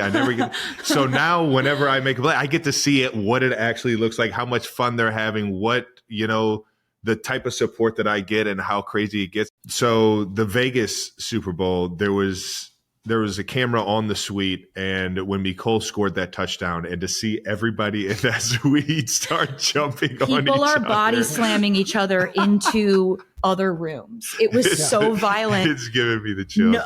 Everybody. I'm the luckiest guy in the world. That video. To get everybody going crazy. People went down. Like there were people punching each other. It was like absolute chaos. And like I have every memory of that. Like every memory of that moment is intact, but it's just like screaming and thrashing around and trying not to be taken down by this undertow of your friends going absolutely apeshit. I loved every bit of it. Oh, it was so insane. I mean, the suite that is the Travis Kelce suite that has been happening. What was your first impression of that? Of everybody in there? Who's the MVP of the suite? Who's the MVP of the suite? Okay, so he's got which is an incredible, like a huge green flag, is that Travis has had the same friends since he's probably 4 years old. Yes. Literally. And he's incredibly good at maintaining friendships, and he's so loyal, and his friends are equally loyal. And they're just the funniest, most hilarious group of people. Yeah. And you want to talk about green flags. The first game she went to, the Bears game, she literally went through the front door of the stadium. Yeah, we walked right in. Just right in like like general admission? Through general admission, through with everybody on the bus to the game. Oh my And gosh. I was just like, oh, she's just in it. Yeah. She's down. She's down for the ride. She's Well, it here was like- she's here for the fun. it was She's like, like, I I'll had your fucking go. tallest friends I'll go around through the me. mud. I'll be a part of Chiefs Kingdom. Like, if this is where we walk in, this is where we walk in. I don't know what to tell you. I don't have an alternative. I'm like, we just played here 3 months ago Yeah. and we went a different way, but I'm not going to say that. I'm not going to backseat drive this shit. What was that like? What were people doing? I remember using, like, Ross was like, Yep. Ross is so tall and so broad Ross. that it's like that helps a lot. And then just you have a lot of other just like big bulky dudes that Yeah. you're friends with. Yeah. Yep. Green flag, not threatened by other guys. That's right. At all. I was walking in I had a hat on and I had a mask on, and I'm walking in just in the front. We're walking in with thousands of people in Arrowhead, and nobody noticed. Oh my gosh. There were rumors that we had Nobody been was- seeing each other, but I think people were I like, remember that. Yeah. what would they talk about? Yeah. Yeah. Right. You know? Yeah. I hinted Fair. on the Pat McAfee show that I was going to see if you would be willing to come see me rock the stage at Arrowhead. Yeah. Yep. Since I've Yep. Saw seen her. you make the stadium. But so nobody nice. was like, "Oh yeah, we're definitely gonna Yeah. see her there, and we're Nobody gonna see her believed coming me. in through general admission." It's like, no way this guy landed her. No chance. Hey. No chance that whole podcast thing worked. I didn't believe it when you told me. You manifested it. I did. Yes. You summoned me. Here I am. Andy Reid has recently revealed that he was the one who set you guys up. How true is this revelation by Big Red? Whatever Andy Reid Cupid. says, we're gonna stand by. We're not Like- going to refute anything. He says it. Cupid. That's what Big happened. Red. It's all the same. That's what happened. He's been friends with my dad. My dad is the most social man who's ever been born. Shout out to Scott. I was about to say, who's not friends with Scott? He's just a maniac. He will make a my friend in an airport in 1971, have a 5-minute conversation, and still be talking to that dude twice a week now. And Yes. but he's like that with everyone he meets. Like he's able to have very many very meaningful relationships, and it's a skill. It's a talent. Yeah. It is. It is a mind-boggling talent that I have only known him to have. Yeah. Yeah. He's a It's impressive. savant. It is impressive. He's a It's savant. impressive. Social right. savant, my dad. And so he knows Andy, and Andy's been coming to shows for years and stuff like that. So I've always had like a really positive vibe about Andy Reid.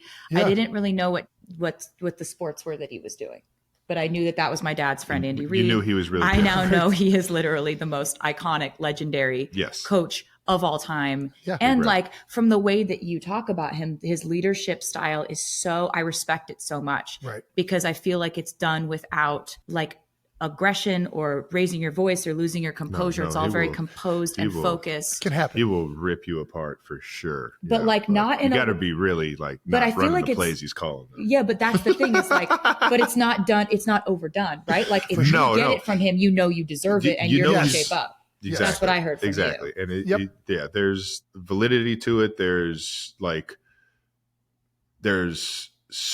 such a genuine like want to get better Mhm. that him getting you to like do it the right way is it's like a disciplinary thing. It's just like he wouldn't be doing it unless he saw the greatness in you or he saw your ability to get it right, and he wouldn't be doing it this way if it was any other Yeah, way, if that makes sense. it's It like, does. there's a lot of heart. Yeah, there's a stoicism too, which makes the heart when he shows it to you. And I think this is what you're kind of saying, Taylor. He's so like composed and so like locked in. And then all of a sudden, when he does show that little bit of like warmth, it's like, oh, there's that teddy bear. I see him. Yeah, in he's there. funny. He's And then- cheeky. Yeah, and then But it's like when- everything has a reason. Like Yeah. everything is everything is very like intentional. He's like, I feel like he like coaches and lives in a very intentional way, which I think Yes. is really awesome. And it's just like a great leadership style. Yeah, there's a layer of trust and there's a layer of like discipline where you're gonna have some fun playing for him, but you're going to know when you got to flip that switch to be serious and be on point and do it his way. He says it all the time. He's got 51%. I was like, all right. Yeah, whatever you say, boss. I always feel like when you lose your shit, you lose your leadership. You know? Yeah, for sure. It's just kind of something I've always kind of tried to administer in what I'm doing. But he's a huge role model for that, of how he motivates people and how he does so without flying off the handle, and is just very focused on what the right thing is at the right moment. Yes. You know? Yep. So so did Andy tell Scott something? Is that what I'm trying to, what did Andy say to Scott? I mean, okay. So when you guys did the full send on the podcast, yes, there was a full send, yes. And he was like, "You want to date me?" And everybody heard it. It was the shooting your shot heard around the world. Yes. Basically, everyone who likes you, which is a lot of people, started reaching out to everyone who knows me. There we go. I think it was like Andy was vouching for you. I think it was my relatives, my cousins were like, love you, please, Andy. please. He's amazing. There were friends that were like, he's actually an amazing guy. Like, he's so great. There was a lot of kind of people whispering in my ear about you. And I actually, that's not normal. Like, it's not normal.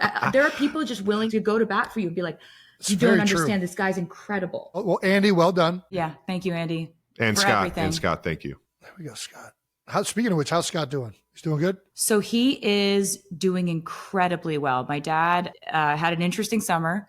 He actually had a quintuple bypass surgery, and that's a really intense surgery. Yeah. So it all happened really quick. He went in. I know he would want me to say this because he really he learned a lot through this process. He's had a healthy, perfect EKG every year that he's gone in to get his physicals. Yeah. Perfect EKG. Yeah. But what found his 5 hard blockages in his heart was a resting stress test. So he's been telling all his friends, you need to get the stress test because that's what's actually preventative. If you can find that earlier, you don't have to have a bypass surgery. You can sort out those blockages with stents and things that are a lot less invasive. So he finds out that he's got these blockages. They're like, we got to do this like tomorrow. Yeah. You shouldn't, like, we don't know how you walked in here, dude. This is crazy. So he was, of course, saying to our family, he was like, you guys are busy. I don't want you guys to have to like come in here. Like, you and Austin are busy. Like, just you don't have to do this. The don't brave come. dad, the strong dad, right. you know. He said something about like when a cat is injured, it curls up around a tree and heals itself. I was like, Dad, cats don't have quintuple bypass surgery. He tried to relate. That's wild. You're just saying stuff now. That doesn't mean anything to me.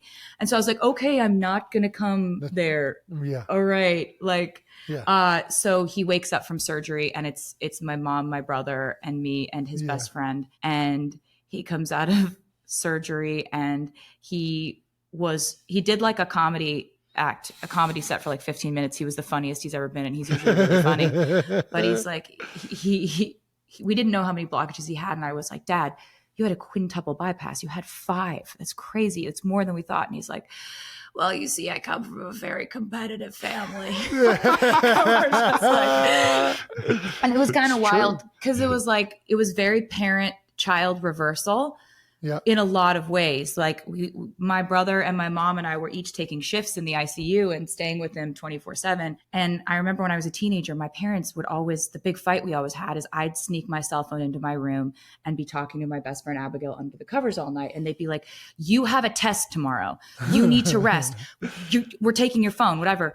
Yeah. I'd get to the hospital. My brother will have done the night shift. And he's like, Tay, you got to take his phone. I caught him FaceTiming his friends all night. He needs his rest. He needs to be sleeping. He's FaceTiming all night. It's like one of the main things you need is your body to just like recover. And I'm like, I'm not taking his phone. He'll get mad. He's like, I'm not taking his phone. You got to be the one to take his phone. I'm like, I'm not doing it. My mom's like, I don't want to do it.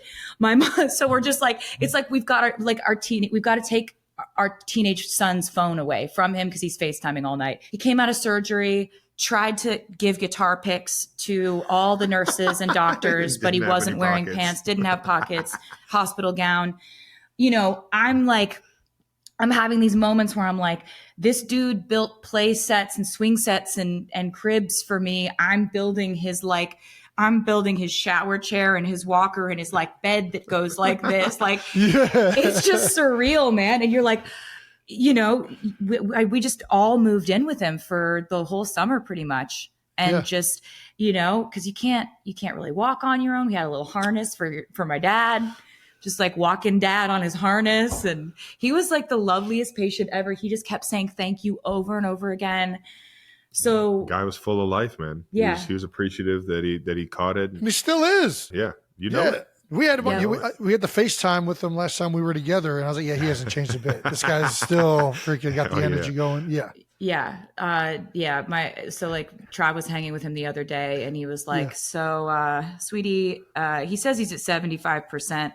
And if this is 75%, I'm truly terrified of him.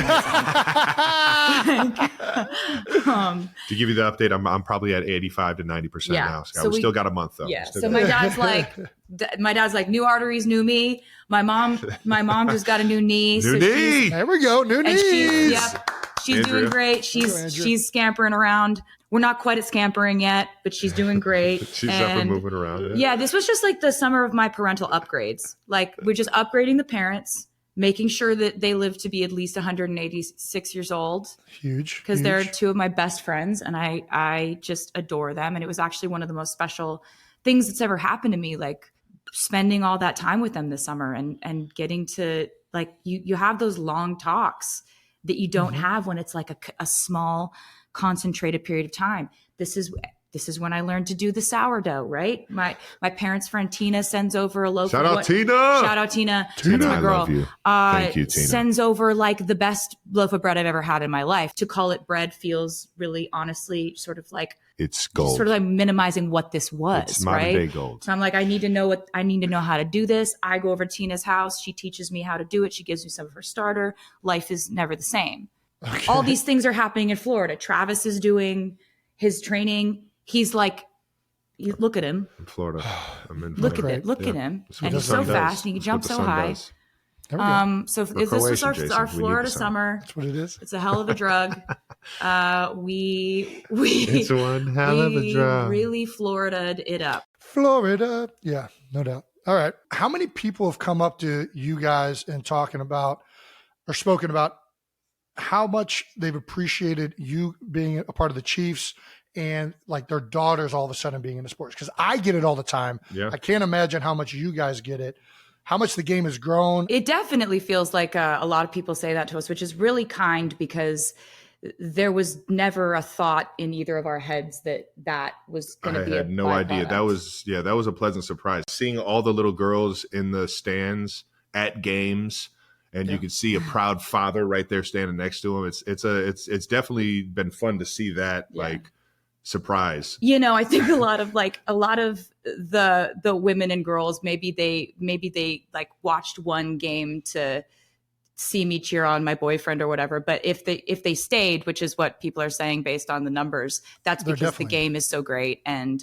it's such an amazing, interesting thing to learn about. I will say it was cool to see the comparison of it all because the way she runs her tour, her show, her like team and everything like that is very like team friendly. There are similarities in terms of her athleticism. Yeah. What she's doing for 3 hours. I mean, listen, I was screaming. I was screaming for 40 seconds during the intro, and I'm out of breath. That's what I'm saying. But the preparation it takes to get there. We can work on that. I got a whole regimen for you. Okay, we'll get you on the tour prep. It'll be great. Perfect. The goals that you set for yourself to achieve, like it's very like there are some similarities that I thought you found like. I don't know, like fascinating that you kind of have that same regimen going into stuff. And I thought that was fun for me to at least see when I saw you on tour and saw how much of a team you guys were. On paper, like we actually kind of have a very similar job. Like our job is to entertain people for 3+ hours in NFL stadiums. And it's like, it's like when I'm there, it's called a dressing room. When Travis is there, it's called a locker room. Yep, for me, it's called a rehearsal. For him, it's called a practice. For him, it's called his coach. For me, it's my mom. Yeah. So there will be times for like game versus show, right? I'll be like, baby, how was the show? Game. How was the rehearsal? The practice. Field, stage, they're the same thing. We just call them different things. Yes, Very exactly. true. It was cool to see the comparisons and how it kind of, I don't know, both aligned. And how hard she works in the gym. We've been to the gym like numerous times, and she works harder than me every time. That's not true. That's crazy. You can like Every squat time. lift a car. Okay. He's just saying That's words. That's just genetic. He's just genetics, saying baby. words. That's But the that's good old one Kelsey rep. genes. That's one rep. This is what people I can forget. stretch more. One That's rep what I of a- can do more. Yeah. I've heard about we've talked about the treadmill walk-in while you're doing the whole show and like all of it. We can't walk for 4 hours. Are you When's the last kidding time you me? walked for 4 hours, Travis? I've never even tried that. I'm not stupid enough to try something like that. You kidding me? My knees would be shredded. Oh my God. So one of the other things that's been crazy to witness is just the media attention, right? Like I think you play in the What media NFL, you attention? think Travis On the two of us. let me. Yeah. What are you talking Yes. Okay. The media attention on your guys' relationship, on the amount of people that talk about it constantly, the theories that are out there, of which I am probably way too invested in. How do you guys handle all of the noise and chatter about everything that's going on in both of your lives? We don't really. I don't see a lot of things. I'm of the firm belief that like, if you're basing your if you're getting your feedback from the internet or from comments and stuff, like I just really think that like anything you feed your brain, it will internalize. Anything you feed the internet, it will kill. Yeah.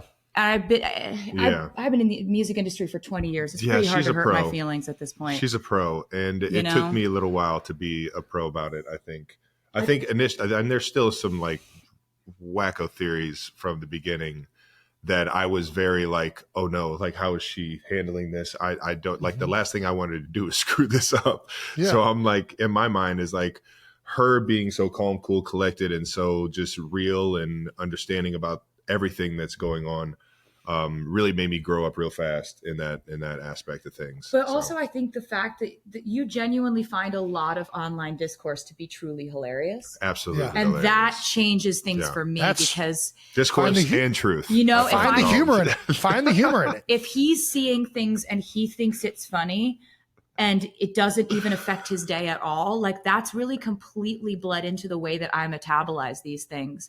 It's at a point where like something can be about me, like my name can be in the actual headline and it can still be none of my business.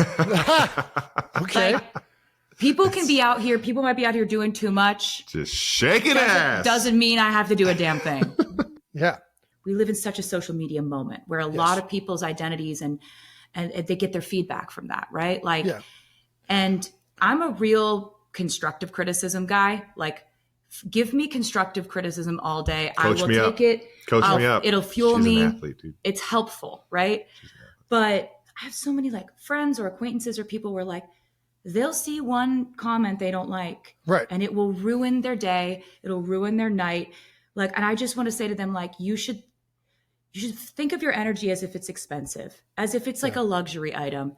Not everyone can afford it. Yep. Like, not everyone has invested in you in order to be able to have the capital for you to care about this. Right. Because like what you spend your energy on, that's the day. And it's so true. Right? Like it doesn't matter where you were. Like maybe you went to go get coffee today. Maybe you saw friends today. If you were obsessing over one thing that you saw, like you literally like saw some guy call you mid and you can't stop thinking about it. No, he did not. You can't stop thinking about it. Dude, that's the day then.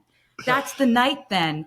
And so I've been able to sort of mediate a really healthy relationship with not seeing a whole lot. To what you just said too, and social media expounds all of this because everybody knows if they say one thing, but all of a sudden if they put Taylor Swift attached to it, it's going to get 1,000 more retweets and likes and hate comments or love comments or whatever. It's going to stir up tons of controversy. Totally. And I get this way all the time where I just recently like went into the facility with Cam Jurgens and something was happening like in the social media world that I was like, why are people like upset at this person? This is bullshit, yada, yada. And Cam just hit me with like, are they really though? Or did just one person say something? Cause I used to get the same way where I'd get upset. And then it took me like Actually, nobody really gives a shit about this. Jason's This early is- Twitter years.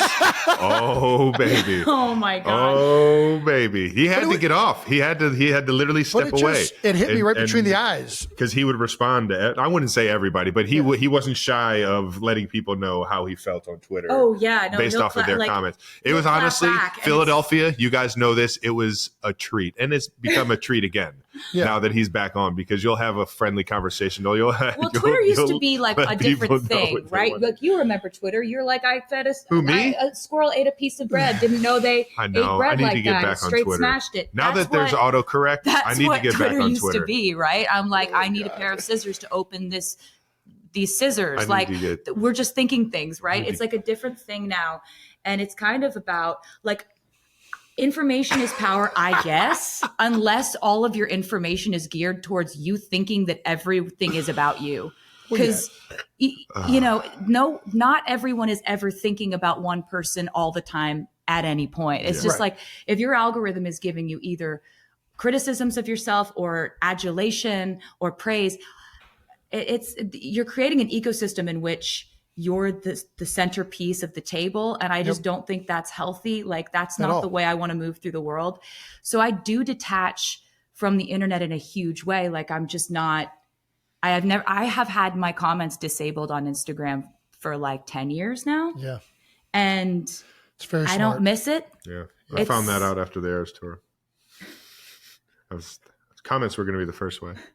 Dude, the problem is I get so mad. I then go and look at all the other comments, and then Twitter just feeds me more. And dude, yeah. you're on like Reddit. It's like, and so shit. we Yeah. saw, we You're- saw And it's that just you like like boom, this. boom, boom. Yeah. Yeah, like- whereas I'm like, I don't know what this is, but get it out of my office. It's on fire. Yeah. My business is making music and taking care of my fans. And I have ways of monitoring what they want from me and how best to entertain them, which is my job. Yeah. And everything else, I'm just sort of like, it's not my business. I have actual business that I need to run. Mm-hmm. Can you imagine if we just talked about what people said about our relationship? Yeah. Because if we talked about that, that would be all we talked about because there's so much chatter. It's like we're busy having an actual relationship. I want to hear sourdough bread puns. Yeah. That's what I wanna and you hear. will. Thank and that's you. a promise. All right. Let's get to the part of this show that I think is what everybody is going to be talking about. Do I get to say it? Do I get to say I get to say the two words? Yes. Well, I think we were going to try and. I think This is First what of all, you can do whatever you want, Taylor. We're not going to review.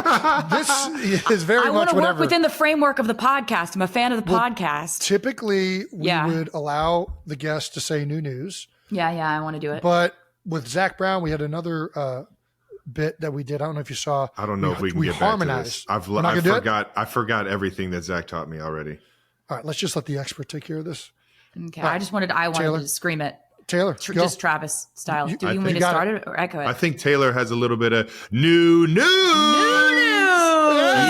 Hey! She's a natural. She's a natural. It was as fun as I thought it was going to be. Oh, it was everything. It was everything and more.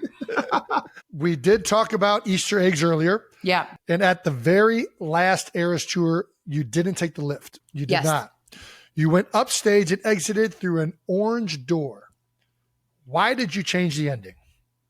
So I'm happy you mentioned I'm that. about to say, Jason. Did you see that how fans? did you see that this? the fans noticed this? Because I was pretty proud of them for noticing that. They noticed everything. I was surfing the internet and saw something. Yeah. So that was. Okay. I was pretty happy that they noticed that. I was like, trained them well. So basically, every night of Swifties the are on Eras it. They tour, know I would everything happens with a reason. Taylor's a planner. She's not just a random orange door. Eggs everywhere. All right. Just Yeah. eggs everywhere. What's happening there? Why? Anyway, so I would leave the stage every night going down the elevator lift. That's how every single Eras show ended, except for the last one, where I exited through a door, an orange door to be specific. And Orange. that actually was an Easter egg. Basically, the reason why I chose to exit that way is because I kind of wanted to give a little subliminal hint to the fans that I may be leaving the Eras Tour era, but I was also entering A new era. a new Orange. era. So I wanted to show you something. Okay. What do we got? We got, A briefcase. yep, Mint green with TS Yep. on it. yep. What's in it? This is my brand new album.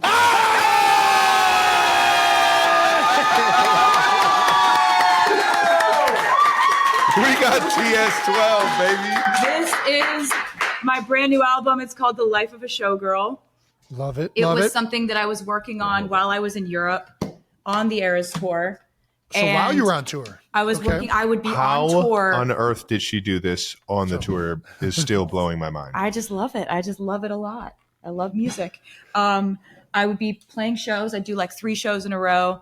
I'd have 3 days off. I'd fly to Sweden, go back to the tour, and actually like working on this. I was physically exhausted at this point in the tour, but I was so mentally stimulated and so excited to be creating. And this is And literally living the life of a showgirl. I was. While she wrote it. That's why I called it that.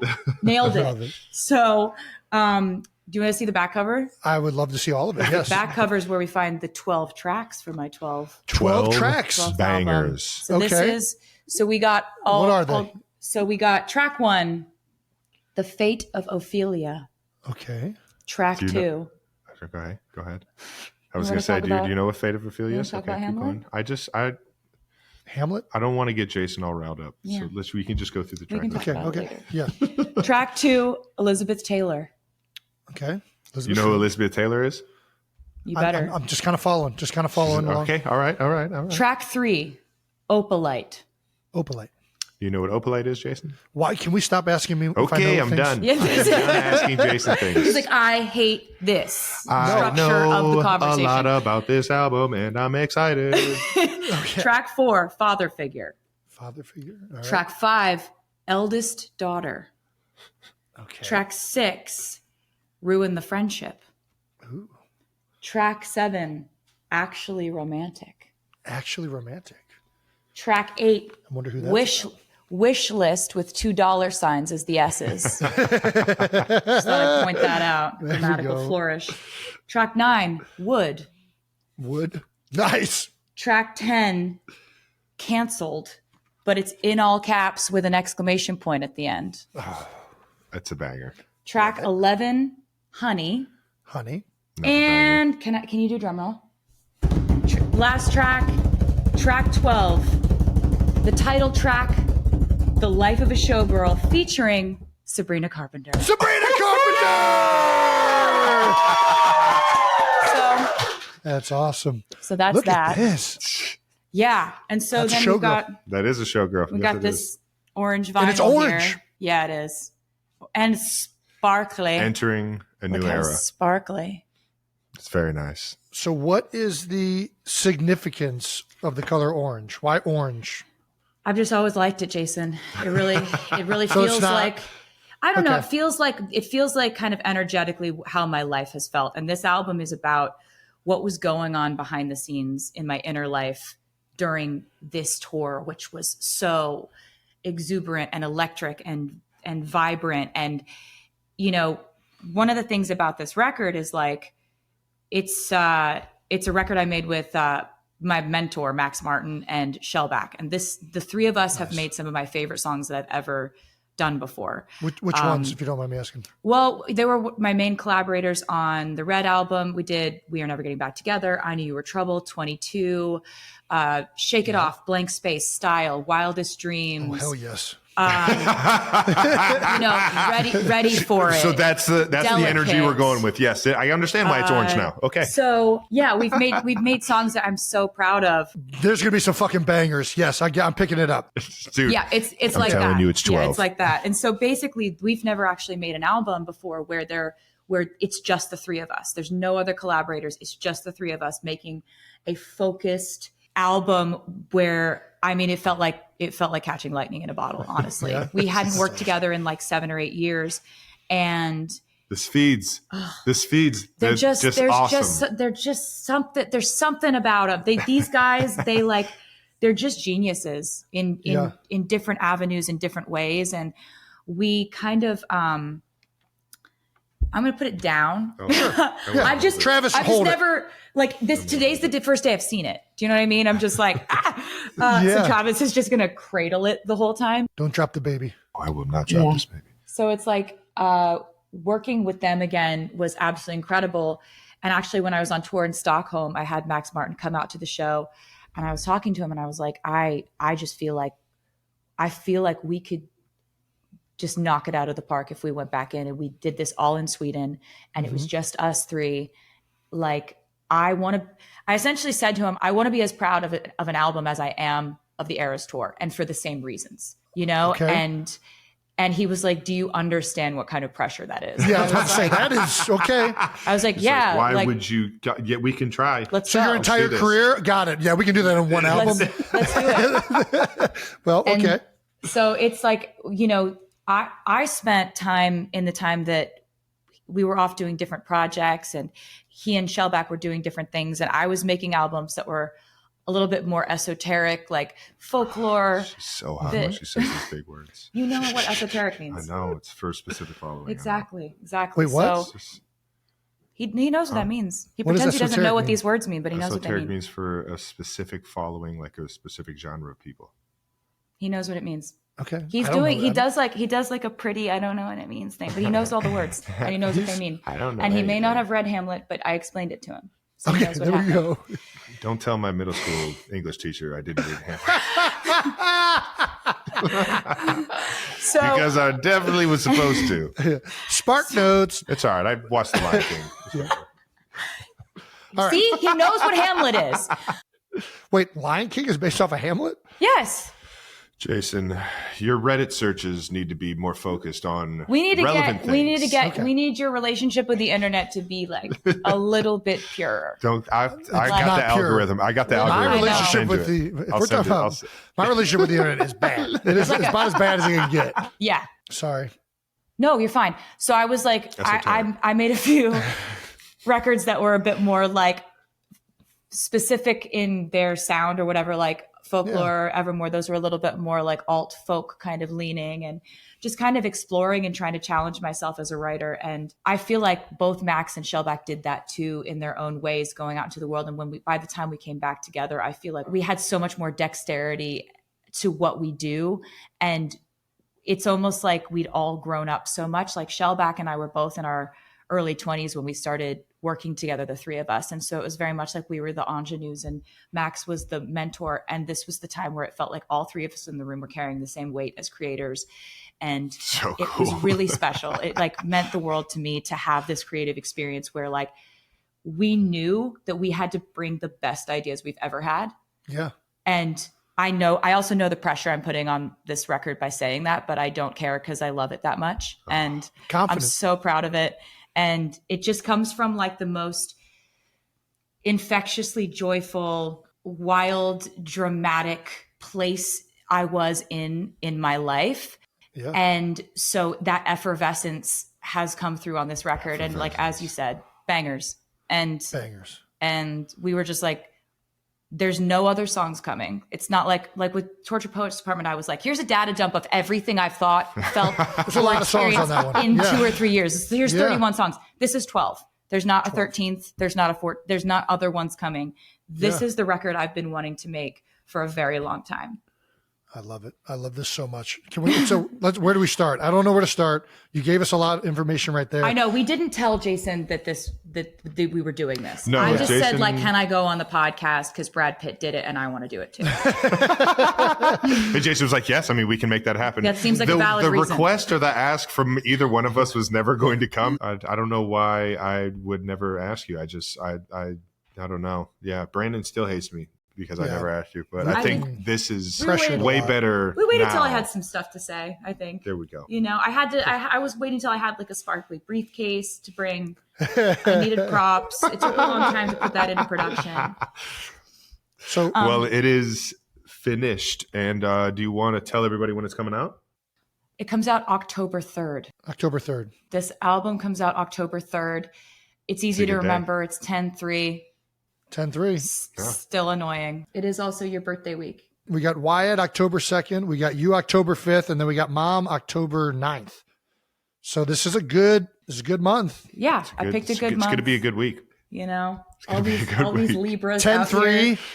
13. The opal birthstones. I'm picking up this numerology. There we go. There we Right? go. Yep. See, I knew you'd. Never not annoying. Always He's gonna coachable. Always He's gonna coachable. try to force a 13 into the situation. And this one was right there. It was just right there.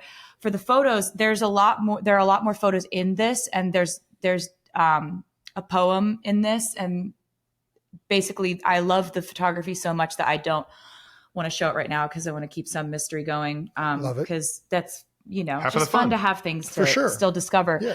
But the photos are done by Mert and Marcus, who are two of my favorite photographers. The last time and the only time I worked with them for an album cover shoot was with Reputation, with that album. And I loved what they did with those photos. So I called them up for this one. And I'm so happy with the way that the photos came out for this one. And it just basically was like, I was so proud of the music and so excited about this project from a creative standpoint that I was just like, all hands on deck. We're going all out. This is a full send. Like, I care about this record more than I can even overstate. It's so much fun. And I mean, I understand what she's saying. I've been fortunate enough to hear every single song on here, so I know they're all 12 bangers. Yeah. It's a lot more upbeat, and it's a lot more like fun pop, like excitement. And Yeah, I think that's a great way to that's a put that. completely I think it's a complete 180 from a lot of the songs on Torture Poets for sure. Oh yeah. And it's just, Life is more upbeat. Well, that's what I was about to say. It probably, do you find that your albums mimic everything that's happening in your personal life? Yeah, Like- definitely. Your genres that you've done are like so wide spanning between like country, pop, and then like it can get, I don't even know, Torture Poets. It was like so cathartic. It felt like for you probably to write those songs and to release all that. in one Definitely. release. And it was like, I have different goals with different albums. And Torture Poets Department, my goals were strictly lyrical. Like, I felt love like every that song was a poem. and I love that album so much from that perspective. That was strictly what I was trying to accomplish there, was just really a full catharsis. And I loved to embrace the mess of writing from that perspective, of the rawness of that. This, I have a totally different set of goals. Yeah. I always try to do something completely different if that's what I'm feeling at the moment. And I was feeling a complete pivot at this point in time. And I wanted the album to feel the way my life felt. And this completely matches the way that my life has felt. And I also wanted it to be just every single song is on this album for hundreds of reasons. Yeah. You know, and you couldn't take one out and it be the same album. You couldn't add one and it's just right. And that focus and that kind of discipline with creating an album and keeping the bar really high is something I've been wanting to do for a very long time.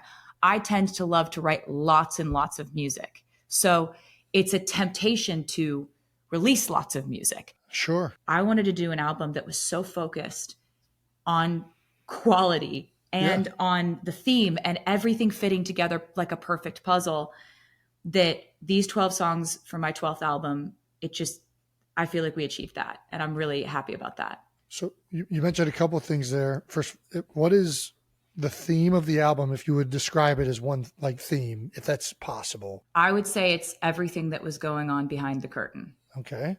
And then what are the goals? You said something like what would be like your main goals with this album? My main goals were melodies that were so infectious Check. that you're almost angry at it.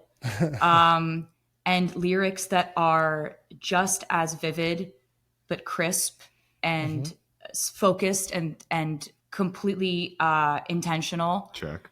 So it's like, I feel like we actually came together in a really beautiful way, the three of us, Shellback, Max, and I, where we had a conversation about how Max was like, I loved folklore. I loved the storytelling on folklore. I don't want that to change. Like, just because we're making these infectious anthems, like, I don't want you to leave that behind. And I was like, I don't think I couldn't if I tried. So at this point, I got some stuff to say. I'm married to that kind of writing, you know? And so it was really amazing that we were able to, without doing too much overthinking, we were able to get in there, and it was just ideas flying. And all of these ideas were like, we've been waiting years to come back together and make this project.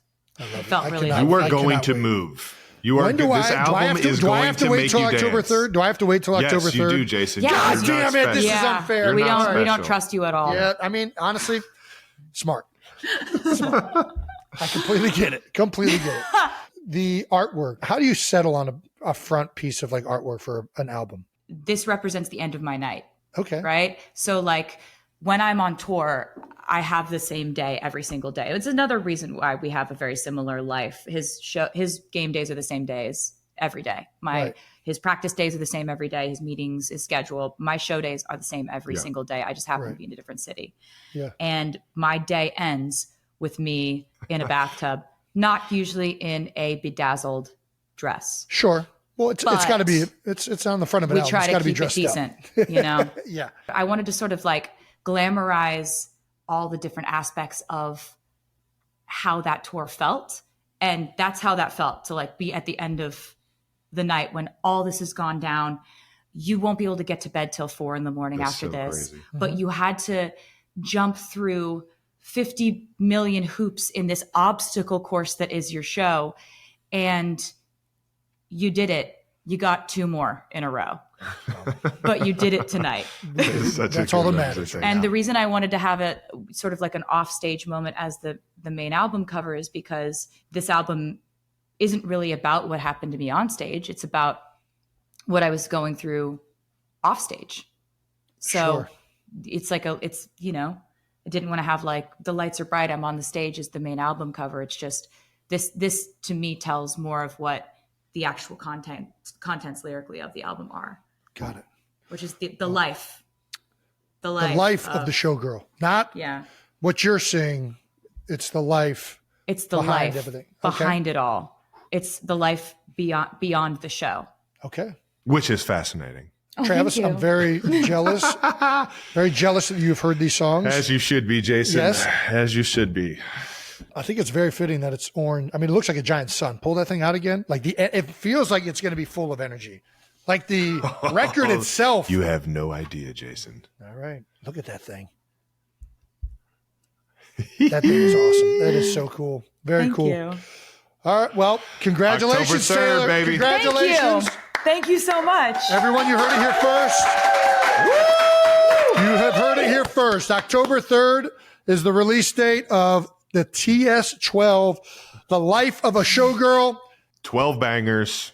Congratulations, Taylor. I know you've been working on this for a long time. You're going to be moving the entire Thank you so much. You album. can pre-order it now. You can pre-order it now. There we go. Yeah, on my website. Okay, I'll be right back, guys. You heard it here first, folks. The Life of a Showgirl is available now. You can pre-order it. And the official release date is 10/3. That's October 3rd. Yes, sir. All righty. We are going to move to We Gotta Ask. You don't have to answer. Taylor, I know you're familiar with this segment, but for anybody listening, this is a segment we often get to where our guests, we're going to ask a bunch of rapid fire questions. They are not obligated to answer. As a matter of fact, they are free to tell us to fuck off if they so choose. Okay, cool. If you so choose. All right. All right, now, how do you feel about Jason telling his kids that cats are poisonous?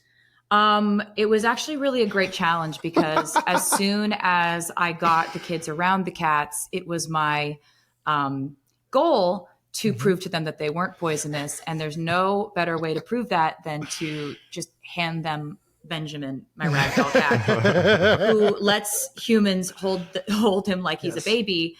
And I mean, like, my favorite thing ever is just like when Benny will come up to me and just go, "I find Benjamin.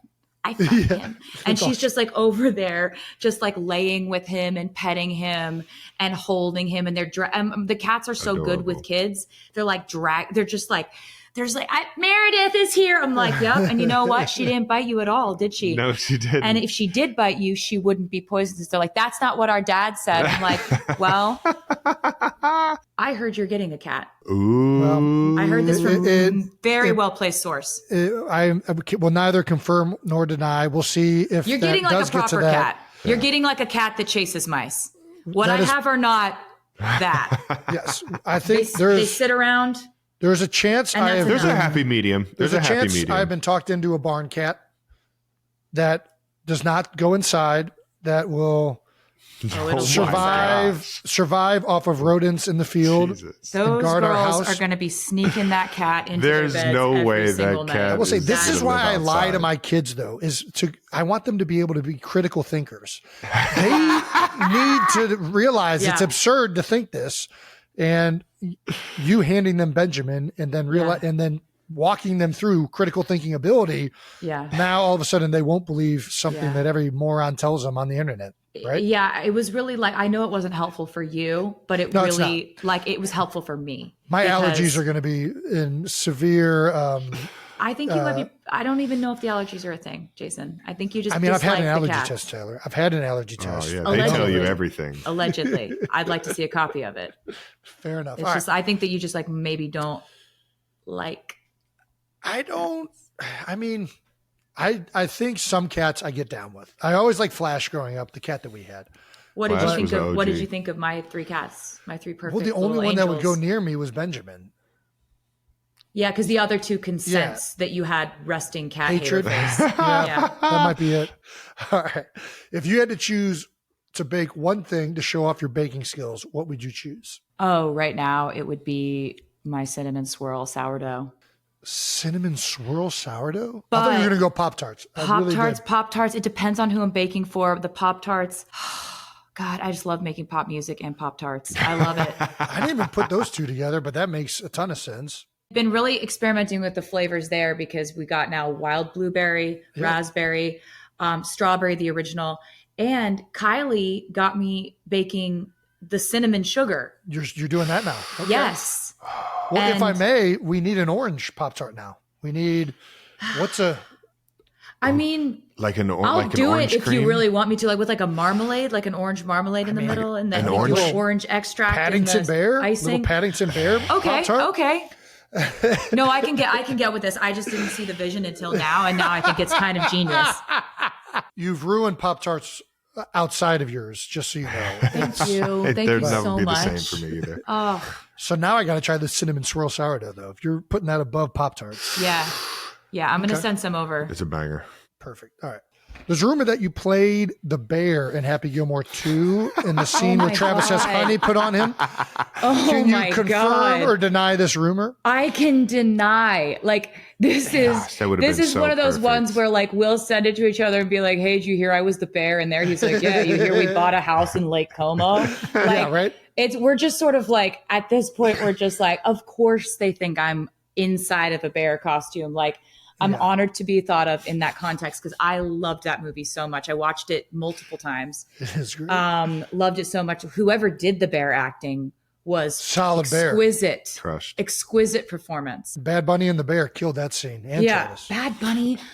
He absolutely delighted me in that movie. He was so good. Would you like a he's breadstick? amazing.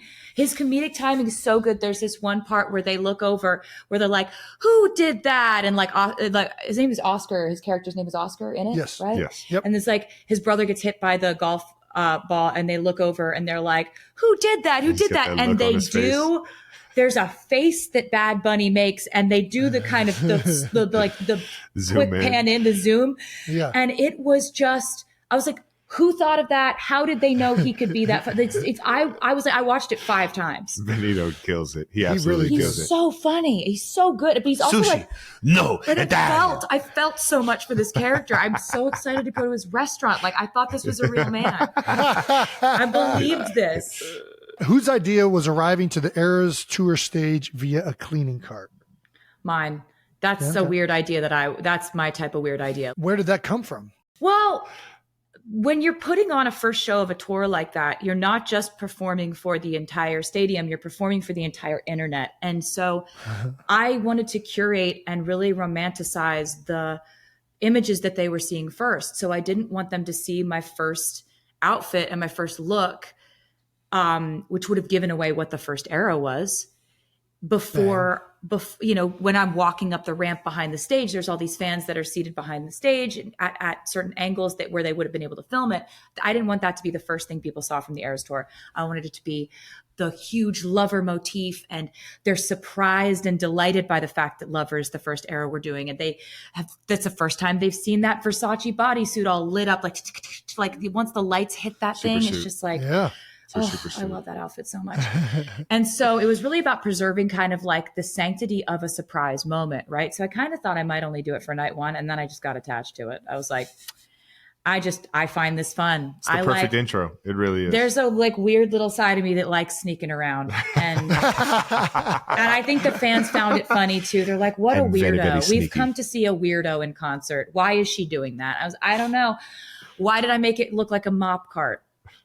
I don't know, man. There's just so if you can't have fun with the hijinks of this thing, there's enough stress that goes into this. If you can't get joy from silly little things like the mop cart, man, Yeah. You need to live a you're little. doing it wrong. Loosen up. Live a little. Listen up. Get into a fake mop cart. Everyone knows you're in there, but you're in there like, I'm sneaking around. Nobody knows I'm in here. Everyone knows you're in there. But it's one of those things, like I work so hard to try to surprise fans. And they're like, I don't want to be surprised. Sometimes they really don't think they want to be surprised and want to figure stuff out. No, they do. But then I know that when I can really get them and surprise them, that it was so worth it. Because that's what entertainment is, really. It's just giving people something to escape, to sink their teeth into, to like, we're world building, Yeah, that's what the absolutely. whole tour was. Hopefully people never thought that we'd go on this podcast and announce an album. Like I was hoping that that's something that the fans would be like, that's from left field. Like Wow. if we accomplish that, then that's, She went then out with that's those two entertainment. idiots to release this? Man, things are really getting dark for Taylor. All right. We ask all of our guests this. Yep. What is your welcome to the NFL moment? Oh, I'd say it was the first time I stepped on the field, which would have been when you won the AFC Championship, Baltimore. the first season that I was with you, and it was in Baltimore, and we're in the suite, and he's just won the AFC Championship. We're freaking out, everybody's screaming, and his mom goes, all right, let's go down to the field. And I was like, what do you mean? What are you talking about? We're going where? And she's like, we're going down to the field. And I was like, did he say that that's okay? Like, because we hadn't talked about this. There was no like, hey, if I didn't win want this to jinx. game, I didn't want to jinx it. yeah, he of course. doesn't jinx anything, which I respect, actually. Like, I'm all about that. But we hadn't had a conversation about it. So I'm like, is he going to be like, what are you doing down here, dude? Because It was Mama knows best. Presumptuous. Mama knows best. She knew I wanted and you so down she there. was like, trust me, he wants you there. And I was like, okay, well, she would know. And so I'm walking out onto this field, and it's just like, oh my God. There's so many lights. We're going to the Super Bowl. I've never seen this many cameras. I've never seen this much media in my life, and I've seen a lot of media. Yeah. And then the media sees me, and they're like, ah! And then they just start running at me, and I'm looking at you, and then you're screaming into the mic, because when there's a mic and there's Travis, like, he physically needs to scream into it. Of course. Okay. All right. Okay. That's Sorry. so basically I'm experiencing this whole heightened scenario that I had no idea 5 minutes before I was going to be experiencing. And it's one of my most cherished memories, because I was Me so too. proud of you. And I was so proud that you came down there to enjoy that moment. it was with me. so magical. It was so fun. It's like crazy. It's crazy to get to see someone you love work that hard and then have that kind of like euphoric payoff where you're like, For sure. you did it. Like, you did it underlined 100 times. You did like, you did it. Human exclamation point. What do you mean you're going to the Super Bowl? That's crazy. Like, yeah, I had such a great rookie year. It was crazy. It was a great year. What is your welcome to, like, I don't know if it's like singer, like being a pop star, Performing? being a performer. Yeah. What is your welcome to the industry moment in that regard? Oh my God. Man, I actually never really allowed myself to feel like the you've arrived thing. Sure. I've just now started to be able to really be in a moment when I'm in the moment. That's why I'm so glad that the Eras Tour happened when I'm an adult, because I was able to completely and totally soak in these moments. Well, I'm planning obviously what I'm doing next in the show, but like when I'm at the end of that show and I'm standing there taking it in, that's me 100% present. But, starting to do this when I was putting out my first album when I was like 16, I was always on to the next plan. And that I get joy in planning. So it's not like I wasn't happy with that, but I never allowed myself to say, you've arrived, you've made it. I was always like, how are you going to get to make the next project? And it was all about, it was all about the higher I climbed, the more creative control I had and the more fun I had making stuff. Right. Yeah. Yeah. So it was not the altitude I was reaching. There was more pressure every step of the way, but I was getting more creative control and freedom every time. Yeah. And that is why it felt so much more special to keep working harder to get it to new levels. It's not like, oh, like I can afford to buy this or whatever. Like it not to discount that. Yeah. But for me, every time I got higher up on a new rung of the ladder, I could make stuff in a more focused and free and autonomous way. What else would you want as an artist? I never really let myself be like, I've made it. But the Eras tour, I was like, this is different. Like this is nothing like what I've ever experienced before. It was so much better than anything. And literally while before. She's doing that, she's still creating the next thing. Yeah. That's what's crazy to me. I love it. I love live show Sweden. Yeah. That's I adore what I do. I absolutely love it. And I love then taking the songs and writing a treatment for a music video and directing the music video, like all of the things that I get to do now. I'm so grateful for the ability to create. Like that's still what drives all of it. Well, us Swifties appreciate your dedication. We are very grateful for this as well. Thanks, guys. All righty. Do you have any questions for us? We're kind of out of the questions for this section. Is there anything you wanted to ask Travis or I? I mean, you have you put Travis on the spot right now. Yeah. I know. Oh, God. Well, I don't know. I was wondering how that wax is growing in. Like, how because I haven't talked to you in a couple weeks about it, and I just feel like it's really important for you to like make sure that those hairs don't grow in. Getting a little itchy, bud. No, it's fine. When you go from fur to no fur at all, and you can wear us, Kelsey. We got some thick hair. It's like important to figure out. Like, I mean, like just a bear. Don't tell us too much. How are we doing? We're doing good. We're doing good. We're managing it. We're not managing it. That's how we're managing it. Is we're not managing it. Okay. It's fortunate for me. My hair grows fast. Yep. It's coarse. It's got a texture that was difficult for about a couple weeks. Very itchy. Yep. That's what I thought. We've passed that phase now. And nice. Are we going to do it again? Do you think? I don't think so. And shout out to the people in downtown Philadelphia. They did a great job. European wax. I don't think it's going to be a recurring bit. Yeah, it was the best it could have been. I also don't think I'm going to find myself in a Speedo again. Jason walked into a door that said European wax and was treated with the utmost respect and class. He had to try it in order to know. That's life. It feels important that you did it. And also it's because now you know. Because now you know. I know what I always say that after I make unfortunate judgment calls. Right? Well, now I know. Now I know. Had to try it. The one thing I didn't try was wasn't great. Wouldn't do it again. Yep. And on that note, now you know. Thanks for having me. Tay, thank you so much for hopping on. Oh my gosh. All right. Thank you so much for hopping on. You are the best. This has been a blast. I think Kylie enjoyed being the #1 most viewed episode for her time that she had. This is Don't you do that to Kylie. Don't do that. Don't you do that to Kylie. You guys throw Kylie under the bus, you're going to pay for it. This is uncalled for. Why and Elliot are already doing You'll find out. That's right. And that's a wrap, folks, on another episode of New Heights. Thank you to our guest, Taylor Swift, for joining us on the show. Life of a Showgirl comes out October 3rd. Pre-order is now available on TaylorSwift.com. Reminder, New Heights will be back to kick off the NFL season August 27th.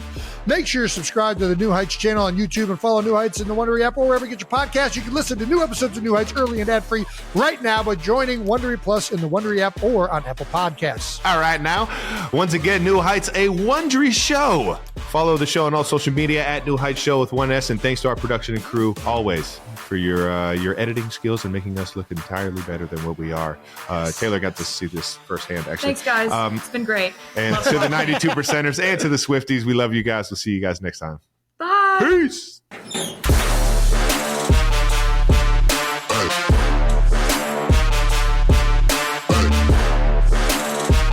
All right, I don't know where to go from here. I went. There was confetti all over it. Oh, this is like when the cats taste something that they're confused by. This is my favorite impression he does. It's the cat ate something, it doesn't know what it is. That gets me every time. Fucking gets me every time, man. I will laugh at that. I will fall off the couch laughing at that if he'll do it at